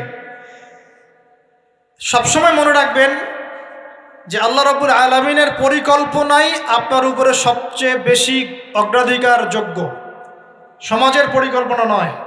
পরিবার আপনাকে চাপ দিচ্ছে, চাকরি পাস না, পড়াশোনা করিস না, হ্যাঁ পড়াশোনায় কেন তুই 80 নাম্বার পাইলি না, কেন চান্স পেলি না, কবে চাকরি পাবি, কবে আমাদেরকে দেখবি, খাওয়াবি, পড়াবি, এই যে চাপগুলো চারপাশ থেকে আসে কিনা? অনেক যুবক দেখা যায় মাদকাসক্ত হয়, অনেকে দেখা যায় আত্মহত্যা করছে ইদানিং, করছে কিনা ভাই? এই শব্দটা থেকে আমি এই পয়েন্টটা আজকে লিখেছিলাম যে ভুলেও আল্লাহর প্রতি বিশ্বাস এবং তাওয়াক্কুল হারাবেন না। সমাজ যেভাবে শেখায়, সমাজ চারপাশে যে চাপ আপনাকে দিচ্ছে, এই চাপে নিজে গা ভাসিয়ে দিবেন না। আপনি আল্লাহর কাছে দোয়া করবেন, আল্লাহর কাছে পথ চেয়ে নেবেন এবং আল্লাহর প্রতি তাওয়াক্কুল ভরসা করবেন। কখনো আত্মহত্যার পথ বেছে নেবেন। কি হয়েছে? 80 নাম্বার পান নাই তো কি হয়েছে? আপনি চেষ্টা করেছেন কিন্তু চান্স পান নাই তো কি হয়েছে? চেষ্টা তো করেছেন আপনি চেষ্টা করেছেন ইউনিভার্সিটিতে চান্সের জন্য, আপনি চান্স পাই নাই, চেষ্টা করেছেন না আপনি? বাস, চেষ্টা করেছেন, পাই নাই, তাকদিরে ছিল পাই নাই, বাস। আমি আমার চেষ্টা করেছি। কখনোই আত্মহত্যার পথ বেছে নেবেন না। আর আমরা পিতা মাতাদেরকে রিকোয়েস্ট করব, কোনো অবস্থাতেই সন্তানকে এত বেশি চাপ দিবেন না যে সন্তানটার এই কোমরটাই ভেঙে চলবে। এই সমস্যাগুলো দিন দিন বাড়ছে সমাজের মধ্যে। কেন এত চাপ দিচ্ছেন? তার প্রতিভা কোথায় খুঁজে বের করুন। তাকে জোর করে কেন টেনে লম্বা করার চেষ্টা করছেন? আমাদের সমাজে বাচ্চা হয়ে গেলেই তার পিঠে একটা সিল মেরে দেয়, হয় ডাক্তার না হলে ইঞ্জিনিয়ার। কেন? এর বাইরে কোনো প্রফেশন নাই? আমার সন্তানকে হয় ঢাকা বিশ্ববিদ্যালয়ে চান্স পেতে হবে, না হলে বুয়েটে, না হলে এখানে। এর বাইরে আর কোথাও পড়ারই জায়গা নাই। আর এখানে পড়লেই আমার সে ছেলে বা আমার মেয়ে একদম সবচেয়ে বড় জ্ঞানী হবে, অন্য কোনোভাবে হবে না, এটা গ্যারান্টি দেওয়া আছে? যারা সভ্যতা বিনির্মাণ করেছেন তারা কয়জন বড় বড় ডিগ্রি সার্টিফিকেট পেয়েছেন খুঁজে বের করে দেখেন, দেখেন খুঁজে বের করে। আমরা ফিলোসফির মধ্যে যে ফিলোসফারদের হিস্ট্রি পড়েছিলাম তাদের মধ্যে বেশিরভাগই দেখা যায় স্কুলেও যায় নাই, কলেজেও যায়। আছে না এমন? আছে। আমি বলছি না আপনারা যাবেন না, আমি বলছি জ্ঞানের মানদণ্ড এটাই নয় যে আমার সার্টিফিকেট অর্জিত হয়েছে, সার্টিফিকেটটাই জ্ঞানের মানদণ্ড নয় তো। হ্যাঁ, প্রতিযোগিতার একটা জগৎ আছে, আমাকে সে জগৎ উতরাতে হবে। আপনি চেষ্টা করবেন, যদি না হয় তাকদিরে ছিল, হয় নাই, বাস হয় না। আমাকে আল্লাহ পাঠিয়েছেন তার ইবাদত করার জন্য, এখানে আত্মহত্যা করার জন্য আল্লাহ আমাকে পাঠান নাই। আমার জীবন যদি দিতেই হয় তাহলে আল্লাহর জন্য দিব ইনশাআল্লাহ। ঠিক আছে কথা? ব্যাস, দুনিয়ার জন্য নয়। আল্লাহ পাক বোঝার তৌফিক দান করুন। কটা বললাম? 7টা না 8টা? 7টা। 8 নাম্বার, 8 নাম্বারটা ইম্পর্টেন্ট এবং এটা আপনাদের জন্য মজাদার। সেটা হলো 8 নাম্বারটা বেশি ইম্পর্টেন্ট। এটা হচ্ছে দিনের পথে চলার ক্ষেত্রে আপনি অনেক রকম মতবাদ পাবেন সামনে। কেউ বলবে আমারটা সঠিক, কেউ বলবে না ওরটা নয়, আমারটা সঠিক, কেউ বলবে না আমার দলটা সঠিক, কেউ বলবে না ওর সংগঠন সঠিক। এগুলো আপনার কান ভারী করে ফেলবে একদম। তখন মনে হবে যে আগেই ভালো ছিলাম রে ভাই, নামাজ পড়তাম না, এখন নামাজ পড়া শুরু করে দেখলাম যে আরে হাতটা বাঁধবো কোথায় এটাই তো ফিক্স করতে পারতেছি না। এখন আমার কিছু তো অভিজ্ঞতা আছে ভাই, নাকি ভাই? ওর আলোকে একটা কথা বল, সেটা হলো সমাজে কিছু ইখতিলাফি মাসআলা আছে, এই মাসআলাগুলো কানেও ঢুকাবেন না। আপনি ইবাদতের মধ্য দিয়ে আল্লাহকে পাওয়ার চেষ্টা করুন। এবং চিরায়ত একটা ইসলাম আমরা ফলো করছি না, এই ইসলামের মধ্যে এমন কিছু নাই যেটা আপনাকে জাহান্নামে নিয়ে যাবে, এমন কিছু নাই। হ্যাঁ, প্রত্যেকটা ঘরানার মধ্যে কিছু বিভ্রান্ত মানুষ থাকতে পারে, এমন কিছু মানুষ এমন আমল করছে যে আমলটা হয়তো কোরআন এবং হাদিসে নাই। এটা তার সমস্যা, কোরআন সুন্নাহর সমস্যা নয়। কথা বুঝতে পারছেন? এটা তার সমস্যা, সে এটাকে সেই বেদাতটা করছে, সেই শিরকটা করছে। তার মানে এই নয় যে কোরআন হাদিস আমাকে শিরক শিখিয়েছে, বেদাত শিখিয়েছে। কোরআন এবং হাদিসে যেটা আছে এটা সুন্দর এবং এটা চিরায়ত একটা ক্লাসিক্যাল ইসলাম আমাদের কন্টিনেন্টে আছে, বাংলাদেশেও আছে। এখানে থাকলে আপনি বিভ্রান্ত হবেন না ইনশাআল্লাহ তাআলা। বরেণ্য ওলামায়ে কেরামদের কাছে গিয়ে অন্তত একজন হকপন্থী আলেমের সাথে পরামর্শ করে আপনি আমল করার চেষ্টা করুন। আর যে বিষয়গুলো নিয়ে ইখতিলাফ আছে এইগুলো নিয়ে সমাজে মতপার্থক্য সৃষ্টি করে সমাজটাকে বিভক্ত করতে যায় না। আল্লাহর ওয়াস্তে মসজিদ ভাগ করতে যায় না, সমাজকে ভাগ করতে যায় না। জাতিগত ঐক্যটা রক্ষা করেন, আল্লাহ পাক বোঝার তৌফিক দান। আর যদি মানুষের মধ্যে খারাপ কিছু দেখি, ওই খারাপ কিছু বিষয়টা আমি এড়িয়ে যাবো ইনশাআল্লাহ। আর কোনটা ভালো কোনটা খারাপ আমি বুঝবো কিভাবে? আমি 10 জন আলেমের সাথে পরামর্শ করবো, বাস। আমি এত বড় আলেম নই, তাহলে আমি 10 জন আলেমের সাথে পরামর্শ করব যে হুজুর এই বিষয়টা চলছে, এটা সম্পর্কে আসলে বিষয়টা কি। একটা ঘরানার দিকে কখনো আপনি সাম্প্রদায়িকভাবে বায়াস্ট হয়ে যাবেন না। আপনি আপনার চিন্তাটাকে লিবারেল রাখবেন, হকটা যেখানে পাবো সেটা নিব ইনশাআল্লাহ। এমন নয় যে উনি বলেছেন বলেই হক আর কারোটা নিব না, ওনারটাই নিব, এভাবে চিন্তা করবেন না। হক যেখানে আছে সেখানে যাবেন আপনি ইনশাআল্লাহ। আল্লাহ পাক আমাদেরকে বোঝার তৌফিক দান করুন। আর যে ইখতিলাফগুলো আছে এগুলো নিয়ে সমাজকে বিভক্ত করতে যায় না, মতানৈক্য নিয়েই ঐক্য হবে ইনশাআল্লাহ তাআলা। আল্লাহ পাক আমাদেরকে কথাটা বোঝার তৌফিক দান। আর শেষের দুটো হলো যৌবনকালে আমরা আমাদের পরবর্তী জীবনের প্রস্তুতি গ্রহণ করবো ইনশাআল্লাহ। কারণ বার্ধক্যের জীবনে আপনি কিন্তু এই কাজগুলো এখন করতে পারছেন, সেগুলো পরে পারবেন না। অতএব এই সময়ে আপনি আপনার রিজিকের একটা অংশ সঞ্চয় করার চেষ্টা করুন, কিছু সাস্টেইনেবল অ্যাসেট করার চেষ্টা করুন, যাতে পরবর্তী বয়সে গিয়ে আপনাকে দিনের দিকে কাজ করার জন্য দুনিয়ার ফিতনায় পড়তে না হয়। আল্লাহ পাক আপনাদেরকে হালাল রিজিকের ব্যবস্থা করে দিন, আমি দোয়া করি আল্লাহুম্মা আমিন। আর সবশেষ যেটা বলতে চাচ্ছিলাম, দেখুন যৌবনকালে আমরা যা করতে পারবো অন্য সময় পারি না। তাই এই যৌবনেই ইলম অর্জন করে আল্লাহ পাকের দিনের এই দাওয়াতের মেহনত আমরা শহরে শহরে, গ্রামে গঞ্জে, জেলায় উপজেলায়, প্রত্যন্ত অঞ্চলে সমস্ত জায়গায় পৌঁছে দেবো ইনশাআল্লাহ। যৌবনকালে আমরা বেশি বেশি দাওয়াতি কাজ করার চেষ্টা করবো, আল্লাহ পাক তৌফিক দান করুন। যতটুকু জানেন, আপনি এতটুকু জানেন না যে নামাজ পড়তে হয় 5 ওয়াক্ত, তাহলে নিজে পড়েন, মানুষকে নামাজের দাওয়াত দেন। আপনি এতটুকু জানেন না যে ভাই সুদ খাওয়া হারাম, জানেন কি না ভাই? ব্যাস আপনি মানুষকে বলেন যে ভাই হালাল খাই, সুদ না খাই। আপনি এতটুকু জানেন না যে জেনা করা হারাম, বাস আপনি আপনার বন্ধুকে দাওয়াত দেন, ভাই জেনার দিকে যাস না এবং হারাম অ্যাফেয়ার্সে যাস না। যতটুকু জানেন অতটুকু মানুষের কাছে পৌঁছে দেন। আল্লাহ পাক তৌফিক দান করুন। যুবক ভাইদেরকে আমি এই 10টা নসিহত করলাম আছে, এই নসিহতগুলো একটু মেনে চলেন, যৌবনটা সুন্দর হবে ইনশাআল্লাহ। এছাড়া আর অনেক নসিহত আছে, এগুলো ওই যে বইগুলোর নাম বলে দিয়েছি, আল্লামা তাকি উসমানী হুজুরের যে বইগুলো, এগুলো পড়েন, ইনশাআল্লাহ দেখবেন আরো অনেক হেদায়েত আপনি পাবেন। মোটা দাগে কথা হচ্ছে ইলম অর্জন করতে হবে। রাজি আছে কিনা ভাই? রাজি আছে কিনা বলেন? ইলম অনুযায়ী আমল বাড়িয়ে দিব। রাজি আছে কিনা? হকপন্থী ওলামায়ে কেরামের সাথে পরামর্শ করে চলবো। রাজি আছে কিনা? আমরা যৌবনকালে হালাল রিজিক অন্বেষণের চেষ্টা করবো। রাজি আছে কিনা? যৌবনের সময়কে বিন্যাস করে চলবো, এলোমেলো জীবনযাপন করবো না। রাজি আছে কিনা? নারীদের ফিতনা থেকে বেঁচে থাকার চেষ্টা করব। রাজি আছে কিনা? আগামী দিনের জন্য, ইসলামকে এগিয়ে নেওয়ার জন্য দাওয়াতের মেহনত করব। রাজি আছে কিনা? আচ্ছা, এখন আসেন, এগুলো আমাদের করণীয় ছিল, আমাদের যুবকরা এখন করছে কি সেটা শুনুন। আমাদের যুবকরা এখন কিশোর গ্যাং করছে। কিশোর গ্যাং কি করছে? আপনাদের পরিবারের কর্তা যারা আছেন তাদেরকে আমি একটু রিকোয়েস্ট করবো, আপনার সন্তানের দিকে খেয়াল রাখেন। আপনার সন্তানকে যত ছোট মনে করছেন, আপনার সন্তান এখন এত ছোট নয়। কিশোর বয়সে সে এমন পাপও করে ফেলেছে যা আপনি এখনো করেন নাই। কিশোর বয়সে এমন এমন পাপ করা তার শেষ যা আপনি এখনো চিন্তাও করতে পারেন না। অতএব সন্তানকে শুধু গায়ে গতরে বড় করলে হয় না। আমরা যে সন্তানকে মানুষ করার জন্য নিজের ঘাম ঝেড়ে দিচ্ছি, মানুষ করার অর্থ হচ্ছে ওর আত্মাটাকে গড়ে তোলা, দেহটাকে গড়ে তোলা নয়, তার আত্মাটাকে গড়ে তুলুন। সন্তান থেকে খেয়াল রাখেন। ঢাকা শহরে কিশোর গ্যাংয়ের দৌরত্বে টেকা যাচ্ছে না। রাস্তাঘাটে ছিনতাই করছে, মাদক সেবন করছে, মানুষের সম্পদ মোবাইল ধুপ করে কেড়ে নিয়ে দৌড় দিচ্ছে, এক গ্যাং আরেক গ্যাংয়ের সাথে মারামারি করছে। এগুলো শিখছে কোত্থেকে? এগুলো শিখছে আপনার ওই যে অপসংস্কৃতি দেখে দেখে। পশ্চিম থেকে, আমাদের পার্শ্ববর্তী থেকে অনেক অপসংস্কৃতি ঢুকছে ভিতরে, ওটা দেখে দেখে দেখে দেখে শিখছে কি করতে হয় না করতে। দুইটা গ্যাং তৈরি করছে এবং সিনেমাতে যেমন দেখানো হয় সে নিজেকে ওই রকম করে চিন্তা করা শুরু করেছে। এই কনসেপ্টগুলো মানুষ পাচ্ছে কোথায়? নাটক সিনেমা থেকে পাচ্ছে। একটা দল ক্রিয়েট করেছে, সে সেই দলের নেতা হয়েছে, আরেক দল তাকে মারতে আসছে, সে আবার তাকে মারতে যাচ্ছে। এই যে জিনিসগুলো, এগুলো নাটক সিনেমায় দেখানো হচ্ছে না এখন? যুবকরা শিখছে কোত্থেকে এগুলা?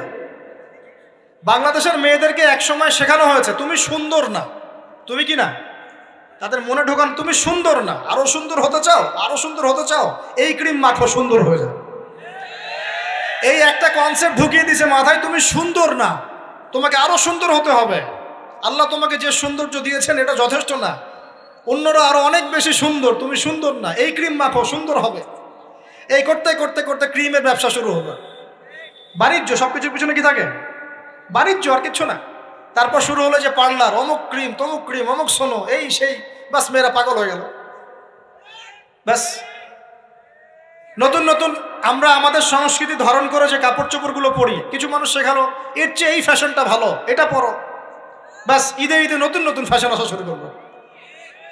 আরে পাঞ্জাবি পায়জামা পরা তো আমাদের বাপদাদাদেরই সুন্নত, এটা বাঙালিদেরই সুন্নত। সব বাদ দিয়ে এখন আমরা কি শুরু করেছি দেখেন তো। তো এগুলো কিন্তু মিডিয়া দিয়ে আপনাদেরকে ঢোকানো হয়, মিডিয়া থ্রু দিয়ে।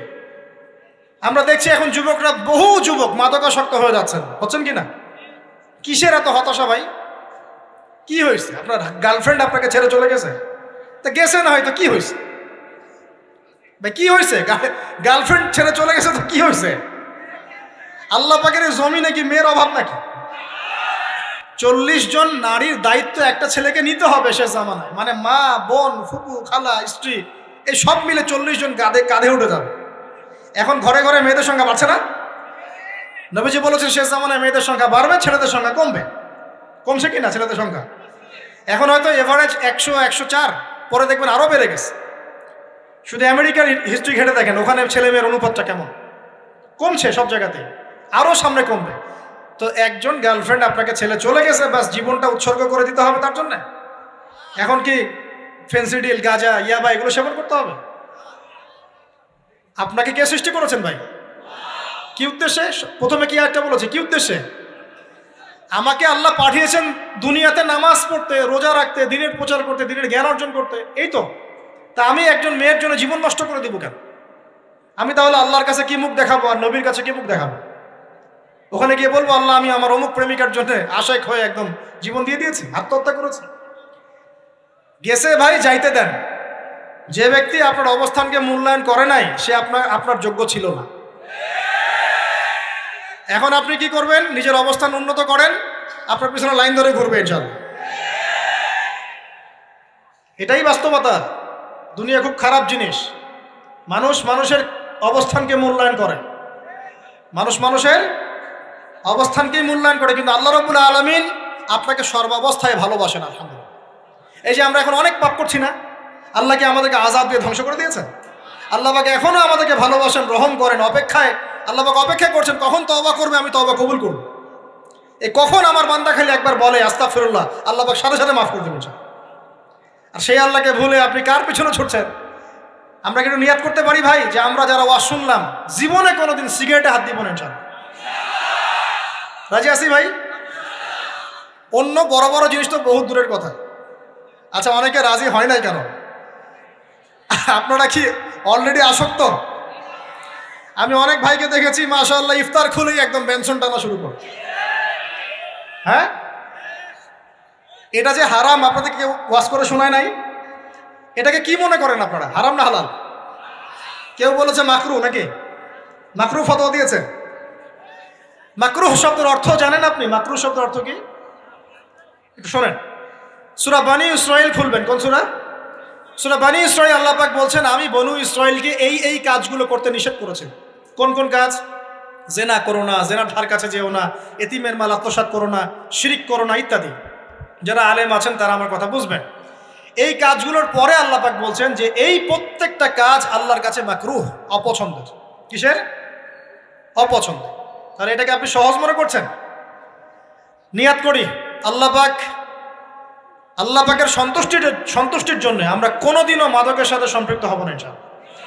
আর বিশ্বাস করেন, শুধুমাত্র মাদকদ্রব্য নিয়ন্ত্রণ অধিদপ্তর এই আইন কানুন এগুলো দিয়ে, জরিমানা দিয়ে মানুষকে মাদক ছাড়ানো যাচ্ছে না, যাবে না। কেন যাবে না এটা আপনারা খুব ভালো করেই জানেন, আমি বলতে চাচ্ছি না। অনেক সময় মাদক বিরোধী কনসার্ট করে মানুষ, মাদক বিরোধী কনসার্টে ওঠার আগে এক বোতল ডাইল খেয়ে আসে আগে। এগুলো কি বাস্তব কথা বলছি না অবাস্তব কথা বলছি? আমাদের যুবক ভাইরা কোশ্চিন কালেও মাদকের ধার কাছে যাবেন না ইনশাআল্লাহ। একটা হাদিস খালি মনে রাখেন, একটা, এই হাদিসটা মনে রাখেন। নবী সাল্লাল্লাহু আলাইহি ওয়াসাল্লাম বলেছেন কেউ যদি মাদকদ্রব্য সেবন করে তার 40 দিনের নামাজ কবুল হবে না। সিগারেট একটা খেয়েছি, 40 দিন নামাজ নাই। এরপর যদি সে তওবা করে আল্লাহ মাফ করে দিবে। আবার যদি মাদক খায় আবার 40 দিন কবুল হবে না। যদি আবার তওবা করে আল্লাহ মাফ করে দিবে।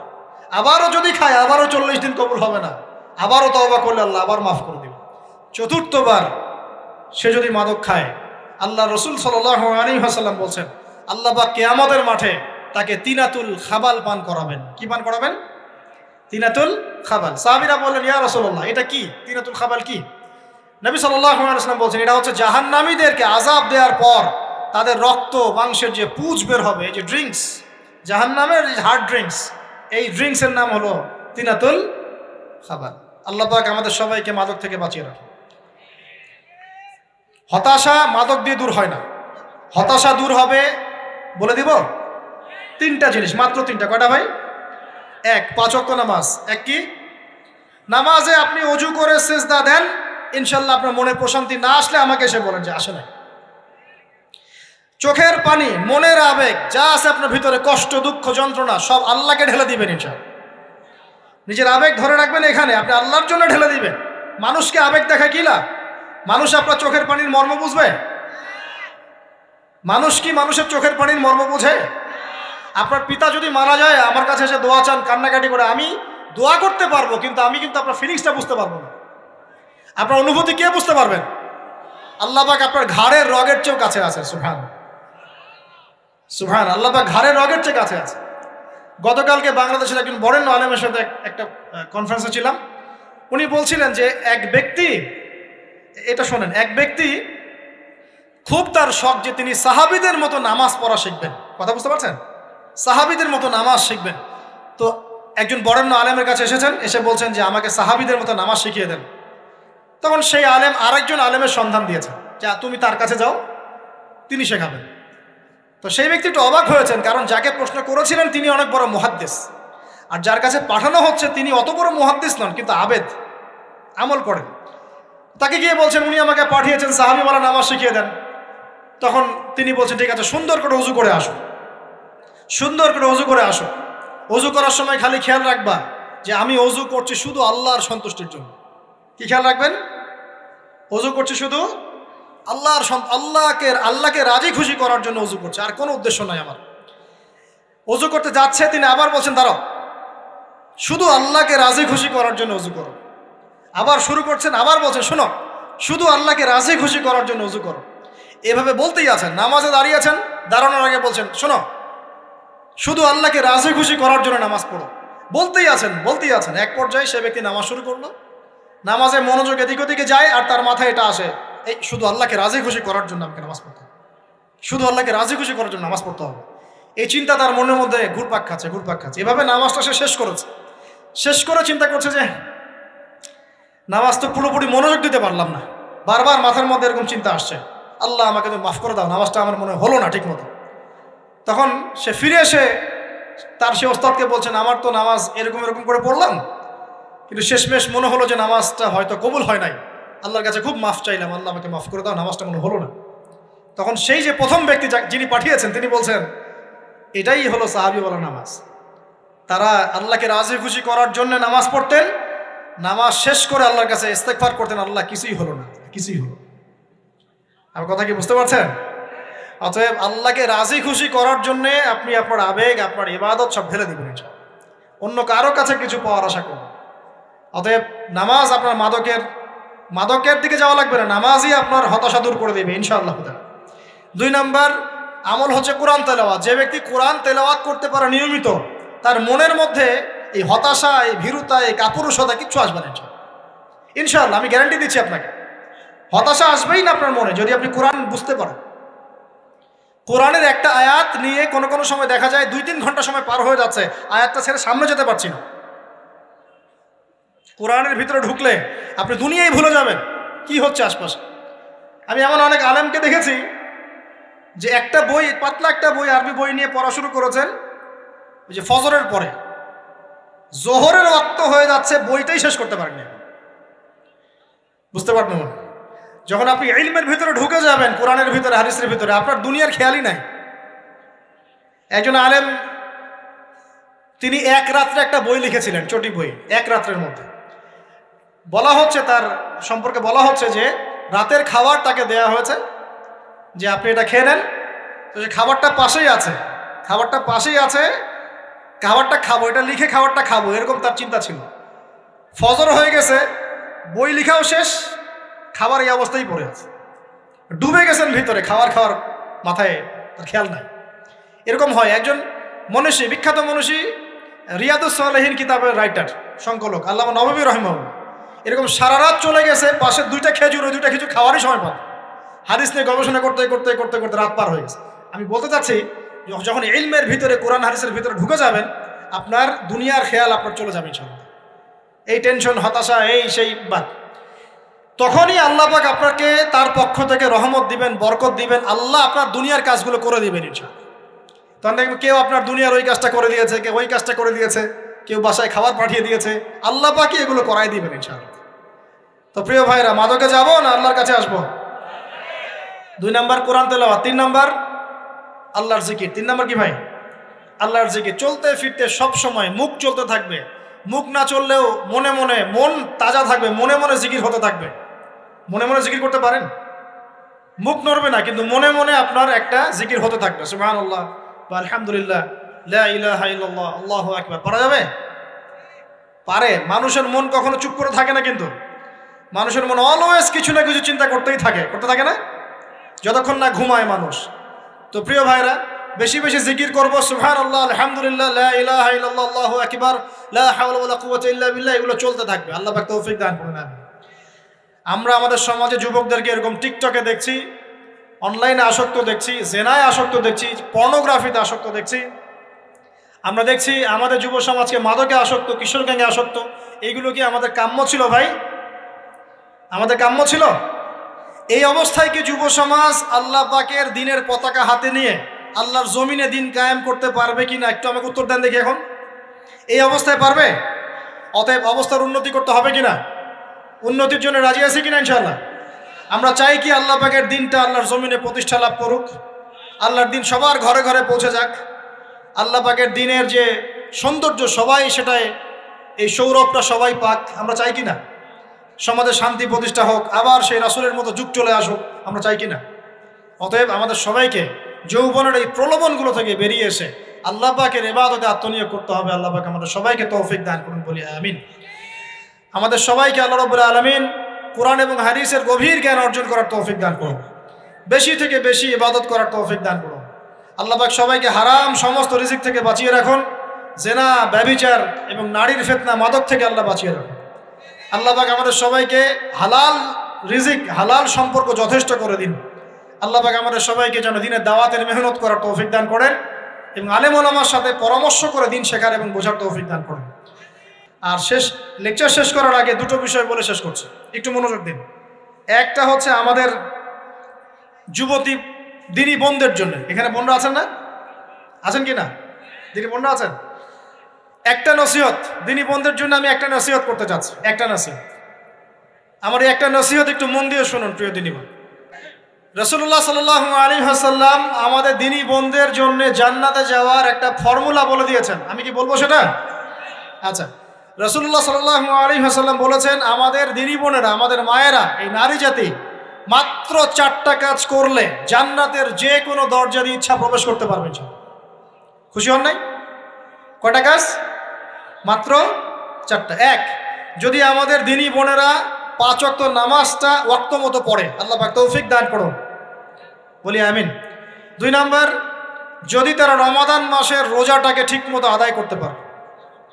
1 নাম্বার 5 ওয়াক্ত নামাজ ঠিকঠাক আদায় করা, 2 নাম্বার রমজান মাসে সওম রাখা, 3 নাম্বার তাদের লজ্জাস্থানের হেফাজত করা, মানে শরঈ পর্দা মেনটেন করা, শরঈ পর্দা মেনটেন করা। এবং আমি বলে দেই, চেহারাটা আপনাদের পর্দার অন্তর্ভুক্ত। এটা নিয়ে অনেক বাকবিতণ্ডা হয় না সমাজে, চেহারা দেখানো যাবে কি যাবে না ইত্যাদি। চেহারা আপনার পর্দার অন্তর্ভুক্ত বিষয়, ফুল স্টপ। এর উপরে ফতোয়া অনেকভাবে দিচ্ছে, কিন্তু বরেণ্য উলামায়ে কেরামের কিতাবগুলো ঘাটাঘাটি করেন, তাদের ফতোয়া হচ্ছে চেহারা আপনার পর্দার অন্তর্ভুক্ত বিষয়, চেহারা ঢেকে রাখবেন, আল্লাহ পাক তৌফিক দান করুন। চোখ থাকবে খোলা, ঠিক আছে। 4 নাম্বার, স্বামীর আনুগত্য করতে হবে। স্বামীর আনুগত্য, এই যে আনুগত্য শব্দ শুনলেই মানুষের একটা মানে নেগেটিভ ধারণা তৈরি হতে পারে। স্বামীর আনুগত্য মানে কি আমি তার দাসত্ব করব? আনুগত্য মানে, প্রিয় দিনী বোন, আনুগত্য মানে দাসত্ব নয়। আনুগত্য মানে কোরআন সুন্নাহর যে বিধানগুলো আপনার স্বামী আপনাকে পালন করতে বলবে, আপনি সেগুলো করবেন, আপনি করতে বাধ্য। কিন্তু স্বামী যদি কোরআন সুন্নাহর বাইরে কিছু করতে বলে, সেটা মানতে আপনি বাধ্য নন। স্বামী যদি আপনাকে বলে যে সুদ খাও, এই যে সুদী এনজিওতে আসো, নাম লেখাও। স্বামী যদি আপনাকে বলে যে আসো বেপর্দায় বাইরে যাই, সাজুগুজু করে বের হও, চলো ঘুরে আসে বেপর্দায়। স্বামী যদি বলে দেবরকে একটু খাবারটা দিয়ে আসো, আমার অফিসের কলিগ আসছে, খাবার পরিবেশন করো, আসো ডাইনিংয়ে আসো। এই যে হারাম কাজ, বেপর্দার আদেশ করছে, সুদের আদেশ করছে, আপনি সেগুলো পালন করবেন। কিন্তু হালাল বৈধ যে কোনো বিষয় আপনি স্বামীর আনুগত্য করবেন, এটা আপনার উপর ফরজ। এই 4টা কাজ যদি আপনি করতে পারেন, জান্নাতের যে কোনো দরজা দিয়ে ইচ্ছা আপনি প্রবেশ করতে পারবেন ইনশাআল্লাহ। আল্লাহ পাক আমাদের দিনী বোনদেরকে এই 4টা কাজ করার তৌফিক দান করুন। আমাদের সবাইকে আল্লাহ পাক জান্নাতের জন্য কবুল করুন, বলি আমিন। আর একটা বিষয় বলতে চাচ্ছিলাম, সেটা হলো ওই যে প্রথমে বলেছি যে সূরা ইউসুফের সেই সমাধানটা বলবো কি না? আচ্ছা, সূরা ইউসুফটা ইনশাআল্লাহ আমি আরেকদিন পুরো সূরাটা সংক্ষিপ্ত করে আলোচনা করব ইনশাআল্লাহ। যদিও একটা লেকচারে সম্ভব হবে বলে মনে হচ্ছে না আমার কাছে, 2টা বা 3টা লেকচারে নিয়ে আসবো ইনশাআল্লাহ। তবে আজকে একটা চিস্ট খালি বলছি। ইউসুফ আলাইহিস সালামের জীবনটা খুবই ট্র্যাজেডিপূর্ণ। নবীর পরিবার থেকে ভাইদের শত্রুতায় ওই যে কূপে চলে গেলেন, কূপ থেকে চলে আসলেন মিশরের বাজারে, সেখান থেকে বিক্রি করে দেওয়া হলো তাকে, রাজা তাকে কিনে নিলেন, তারপরে সেখানে তিনি বড় হতে লাগলেন রাজপ্রাসাদে। তারপরে ওই যে রাজার কি স্ত্রী তাকে জেনার জন্য আহ্বান করেছিল, সেখান থেকে তিনি জেলখানায় চলে গেলেন, আবার জেলখানা থেকে আবার মিশরের খাদ্য মন্ত্রণালয়ের দায়িত্ব পেলেন, তারপরে তিনি মিশরের শাসকের দায়িত্ব পেয়ে গেছেন, তাই তো? আচ্ছা, এর মধ্যে একটা জায়গা খালি বলবো আজকে আপনাদের। টপিকটা কি দিবা তোমরা? টপিকটা হচ্ছে চলমান বৈশ্বিক অর্থনৈতিক সংকটে ইউসুফ আলাইহিস সালামের সমাধান। মনে থাকবে? চলমান এই বৈশ্বিক অর্থনৈতিক সংকটে ইউসুফ আলাইহিস সালামের সমাধান কি ছিল? ইউসুফ আলাইহিস সালাম জেলখানায়। কোথায় বলেন তো? জেলখানায়। তখন দুজন ব্যক্তি তাকে বলছে, ইউসুফ, আমরা দুজন দুটো স্বপ্ন দেখেছি, তুমি কি স্বপ্নের ব্যাখ্যা দিতে পারবে? আমরা তোমাকে সত্যবাদী বলে মনে করি। ইউসুফ আলাইহিস সালাম বলছেন, খাবার আসার আগেই তোমাদেরকে স্বপ্নের ব্যাখ্যা দিয়ে দেব। একজন বলছে, আমি দেখলাম আমার মাথায় রুটি রাখা আছে আর পাখি এসে রুটির থেকে খেয়ে ফেলছে। আমার কথা বুঝতে পারছেন কিনা ভাই? আচ্ছা, দুই নাম্বার, দ্বিতীয় ব্যক্তি বলছে, আমি দেখলাম আমি শরাব পান করাচ্ছি আমার মনিবকে। কথা বুঝতে পারছেন? এখন ইউসুফ আলাইহিস সালাম বলছেন, তুমি যে শরাব পান করাচ্ছ মনিবকে, তোমাকে অতি সত্বর মুক্তি দেওয়া হবে ইনশাআল্লাহ। আর যার মাথার উপর থেকে রুটি খেয়ে নেওয়া হচ্ছে তাকে শুলদণ্ড দেওয়া হবে, মৃত্যুদণ্ড দেওয়া হবে। কি বললেন? একজনকে দেওয়া হবে মৃত্যুদণ্ড, একজন কি হবে? ছাড়া পাবে। আর যাকে মনে হলো যে এই ছাড়া পাবে, ইউসুফ আলাইহিস সালাম বললেন, তুমি যখন ছাড়া পাবে তোমার মনিবের কাছে, মালিকের কাছে আমার কথা বলো, আমার কথা আলোচনা করো। কিন্তু শয়তান তাকে ভুলিয়ে দিল, সে আর কথা বলতে পারল। আরো কয়েক বছর চলে গেল, ইউসুফ আলাইহিস সালাম তখনও জেলেই আছে। একদিন এই রাজা স্বপ্ন দেখলেন। কি স্বপ্ন দেখলেন? যে 7টা পাতলা পাতলা গাভী, মোটা মোটা 7টা গাভীকে খেয়ে ফেলছে। 7টা কি গাভী? জীর্ণ শীর্ণ গাভী 7টা মোটা তাজা গাভীকে খেয়ে ফেলছে। আর দেখলেন 7টা সবুজ শীষ। শীষ বোঝেন কিনা? এই ধানের শীষ না, আবার সবুজ শীষ। আর দেখছেন এই যে শীষ মরে গেলে যেমন দেখায় না একটা রং, এরকম শীষ। তো এখন রাজা খুব চিন্তিত হয়ে পড়লেন যে আসলে এই স্বপ্নের কি ব্যাখ্যা। তিনি সবাইকে ডেকে বললেন, স্বপ্নের ব্যাখ্যা কি তোমরা জানো? তখন রাজ্য পরিষদের এই যে এমপি মন্ত্রী যারা আছে তারা বলছে, না, এটা কি স্বপ্ন, আহলাম, এটা একটা বাজে স্বপ্ন, উদ্ভট স্বপ্ন, আমরা এটার মানে জানি না। আমরা হলো তাই তো বলতাম নাকি ভাই? কিন্তু ওই ব্যক্তি স্মরণ হয়ে গেল যে ছাড়া পেয়েছে, আরে ইউসুফ তো স্বপ্নের ব্যাখ্যা দিতে পারে। দৌড়ে গেলেন তিনি জেলখানায়। ইউসুফ আইয়ুহা সিদ্দিক, হে সত্যবাদী নবী ইউসুফ, আমাকে কি এই স্বপ্নের ব্যাখ্যা বলতে পারবেন? 7টা জীর্ণ শীর্ণ গাভী 7টা মোটা তাজা গাভীকে খেয়ে ফেলছে। ইউসুফ আলাইহিস সালাম এই স্বপ্ন শুনে বললেন, ইউসুফ আলাইহিস সালাম শুধু স্বপ্নের ব্যাখ্যাই দিলেন না, বরং এই স্বপ্ন যে সত্য এটা তিনি বিশ্বাসও করলেন। এই স্বপ্ন একটা সমস্যাকে নির্দেশ করছে এটাও বুঝে ফেললেন। এই সমস্যার সমাধানও তিনি দিয়ে দিলেন। বলেন সুবহানাল্লাহ। আমার কথা বলছেন, ইউসুফ আলাইহিস সালাম স্বপ্নের ব্যাখ্যা দিচ্ছেন না, বরং স্বপ্নটা যে সত্য তিনি মেনে নিচ্ছেন এবং এই স্বপ্নের ফলে একটা সামনে খারাপ সময় আসতে যাচ্ছে এটা তিনি বিশ্বাস করছেন এবং এর সমাধান তিনি জাতিকে দিচ্ছেন। ইউসুফ আলাইহিস সালাম বলছেন, তোমাদের সামনে 7 বছর দুর্ভিক্ষ হবে। কি হবে বলেন? 7 বছর। সারা বিশ্বের অর্থনৈতিক প্রেক্ষাপট একটু বিবেচনা করেন তো, যে আমরা একটা খারাপ সময়ের দিকে যাচ্ছি না আস্তে আস্তে, এবং নীরব একটা দুর্ভিক্ষ সারা ওয়ার্ল্ডে চলছে না? করোনার সময় ছিল, ওই সময় একটা সমস্যা ছিল, ইউক্রেন রাশিয়ার ইস্যু ছিল, আরও অনেক ইস্যু আছে, শুধু এগুলো ইস্যু নয়। অপচয় ইস্যু আছে, দুর্নীতি ইস্যু আছে, জুলুম আছে, তারপরে যে পারমাণবিক ক্ষেত্রগুলো আছে, বড় বড় পরাশক্তিদের চাপ আছে, অনেক ব্যাপার আছে, রিজার্ভ কমে যাওয়া, অনেক বিষয় আছে। সারা বিশ্ব একটা অর্থনৈতিক মন্দা দেখছে কিনা? ইউসুফ আলাইহিস সালাম বললেন, 7 বছর তোমাদের এখানে প্রচুর ফসল ফলবে। এটা 7টা সবুজ শীষ, প্রচুর ফসল ফলবে তোমাদের এই অঞ্চলের মধ্যে।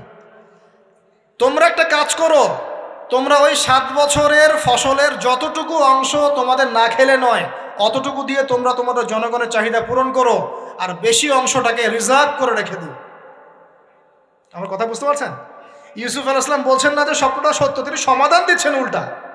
এটা তো হবে সামনে, স্বপ্ন সত্য মিথ্যা তো দূরের কথা, এটা সামনে হতে যাচ্ছে। 7 বছর তোমরা প্রচুর ফসল ফলাবে, এই ফসলের একটা বড় অংশ রিজার্ভ করে রেখে দিও, আর বাকি অংশটা দিয়ে তোমরা জনগণের চাহিদা পূরণ করো। মানে অপচয় করা যাবে না, যাবে কোনো সম্পদ অপচয় করা যাবে না। এরপর তোমাদের সামনে আসবে 7টা বছর দুর্ভিক্ষের বছর, আকাশ বৃষ্টি বন্ধ করে দেবে। আকাশ কি করবে? বৃষ্টি বন্ধ করে দেবে। তার মানে ওই 7 বছর আমরা কিভাবে চলবো তাহলে? এই যে রিজার্ভ করেছি, এই রিজার্ভ বা সঞ্চিত সম্পদ দিয়ে আমরা 7 বছর চলবো। এরপরে আল্লাহ রাব্বুল আলামিন 8ম বছরে আকাশ থেকে বৃষ্টি বর্ষণ করবেন, আবার ফসল ফলবে। কথা কি বুঝতে পারছেন? এই ব্যাখ্যা অন্যরা দিতে পারলো না, ইউসুফ আলাইহিস সালাম দিতে পারলেন। এই ব্যক্তি দৌড়ে গিয়ে রাজাকে বলল, এই হলো স্বপ্নের ব্যাখ্যা। রাজা ইউসুফ এই স্বপ্নের ব্যাখ্যা দিয়েছেন। রাজা কত বিচক্ষণ ছিলেন, রাজা সত্য মিথ্যা চিনতেন। তিনি বুঝতেন যে আসলেই সত্য কাকে বলে, মিথ্যা কাকে বলে। এই আমার এমপি মন্ত্রীরা শোনো, তোমরা কেউ সমাধান দিতে পারো নাই, ইউসুফ সমাধান দিয়েছে। ইউসুফকে আমার কাছে নিয়ে আসো, আমি তাকে আমার কাছে নিকটে আসন দিব, বলেন সুবহানাল্লাহ। এবার ইউসুফ আলাইহিস সালামকে ডেকে তিনি সম্মানিত করলেন। সম্মানিত করে বললেন যে কোন দায়িত্ব দিলে তুমি আমাদের এই রাজ্যটাকে বাঁচাতে পারবে এই দুর্ভিক্ষের হাত থেকে। ইউসুফ আলাইহিস সালাম নিজে বলছেন, আমি হচ্ছে বিশ্বস্ত মানুষ, আমি হচ্ছি রজুলুন আমিন, আমি বিশ্বস্ত এবং আমি আস্থাভাজন। আমাকে আপনি খাদ্য মন্ত্রণালয়ের দায়িত্ব দেন, ইনশাআল্লাহ আমি এই প্রবলেমগুলো সলভ করবো ইনশাআল্লাহ। এরপর তাকে দায়িত্ব দেওয়া হলো খাদ্য মন্ত্রণালয়ের। 7 বছর তিনি এরকম পলিসি গ্রহণ করলেন। মিশরের লক্ষ লক্ষ মানুষ পরবর্তী 7 বছরের দুর্ভিক্ষ থেকে বেঁচে গেছে। কোরআন তো মূল্যায়ন করি না আমরা, আর কোরআনের কথা যারা বলে ওদেরকেও মূল্যায়ন করি না। এই জন্য আমরা বলছি, বর্তমান চলমান অর্থনৈতিক সংকটের সবচেয়ে বড় বড় সমাধান হচ্ছে এক, ভাই জনগণ হই আর সরকার হই, কোনো সম্পদ অপচয় করা যাবে না। আমরা সম্পদ অপচয় করি না। আপনি উজু করেছেন, আপনি 1 বালতি পানিতে উজু করেছেন, ট্যাপ ছেড়েছেন, মসজিদের 1 বালতি পানি চলে গেছে, কেন পানি অপচয় করবেন? আমাদের 5টা ফ্যানের দরকার নেই বাসায়, আপনি 5টা ফ্যান চালাচ্ছেন কেন?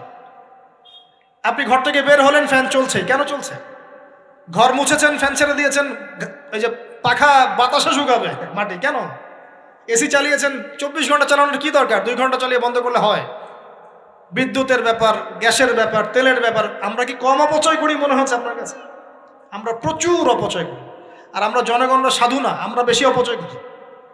আমরা অপচয় করি না ভাই, প্রমাণ আপনি নিজের বাসায় পাবেন। পানির অপচয়, আপনার তেলের অপচয়, আপনার গ্যাসের অপচয়, আপনার বিদ্যুতের অপচয়, এগুলোর উপর কঠিন আইন করা দরকার। অপচয় করলে শাস্তি দিতে হবে, অপচয় করা যাবে না। অপচয় কমালে কি হবে? আমরা সম্পদ বেশি রিজার্ভ করতে পারবো। এই যুগে কি কি সম্পদ রিজার্ভ করলে আমরা সচ্ছল হতে পারবো, এই হেদায়েতগুলো আপনাকে ওই সোকল প্রোটেস্ট্যান্ট মৌলবীরা দিতে পারবে না ইনশাআল্লাহ তাআলা, কারণ তাদের কাছে ইকোনমিক্সের জ্ঞান নাই। এই যুগে যদি আমরা গ্যাস রিজার্ভ করতে পারতাম, তেল রিজার্ভ করতে পারতাম, গোল্ড রিজার্ভ করতে পারতাম, সিলভার রিজার্ভ করতে পারতাম, এবং যে কারেন্সি সারা ওয়ার্ল্ড ওয়াইড চলছে এখন, এগুলোকে রিজার্ভ করতে পারতাম, এবং জনগণের যতটুকুতে প্রয়োজন এতটুকু সাপ্লাই করে বাকিটা রিজার্ভ করে রাখতে পারতাম, আসন্ন সময়ে এটা দিয়ে আমরা বৈশ্বিক সংকট মোকাবেলা করতে পারতাম। আমার কথা রাগ করলেন? আমি কি কারো শত্রু? কোন দলের লোক? আমি আপনাদের জাতির একজন, আপনাদেরই ভাই, আপনার শুভাকাঙ্ক্ষী, এবং আপনি আর আমরা ভাইয়ের মতো। কিসের মতো? নিজের ভাইয়ের মতো। আপনার গায়ে আঘাত লাগলে আমি কষ্ট পাবো, আপনাকে কে গালি দিলে আমি কষ্ট পাবো। আমাদের জনগণের ক্ষতি হলে আমাদের বুক কাঁদবে না? জনগণের ক্ষতি হলে, দুঃখ দুর্দশা হলে আমাদের বুক কাঁদা উচিত, উচিত কি না? আমাদের সবাইকেই যার যার দায়িত্ব পালন করতে হবে। আমরাও অপচয় বন্ধ করে দেবো ইনশাআল্লাহ তাআলা। রাজি আছি ইনশাআল্লাহ? যত বাকি বকেয়া সব আছে সব পরিশোধ করার চেষ্টা করবো ইনশাআল্লাহ। আমরা সরকারি সম্পদ অন্যায়ভাবে আত্মসাৎ করব না, এবং আমরা আমাদের সমাজে যত দুর্নীতি আছে এটা বন্ধ করতে হবে। যত প্রকার দুর্নীতি আছে বন্ধ করতে হবে, যত কালো টাকা আছে সাদা করতে হবে, এবং সাস্টেইনেবল অ্যাসেটগুলোকে রিজার্ভ করতে হবে। তাহলে আগামীতে বিশ্ব ডুবে যায়, যাক, বাংলার মাটি ডুববে না ইনশাআল্লাহ। ইউসুফ আলাইহিস সালাম এই হেদায়েত আমাদেরকে দিয়ে গেছেন, কোরআনের মাধ্যমে আল্লাহ এই হেদায়েত আমাদেরকে দিয়ে গেছেন। আল্লাহ পাক আমাদের সবাইকে কোরআন বোঝার তৌফিক দান করুন।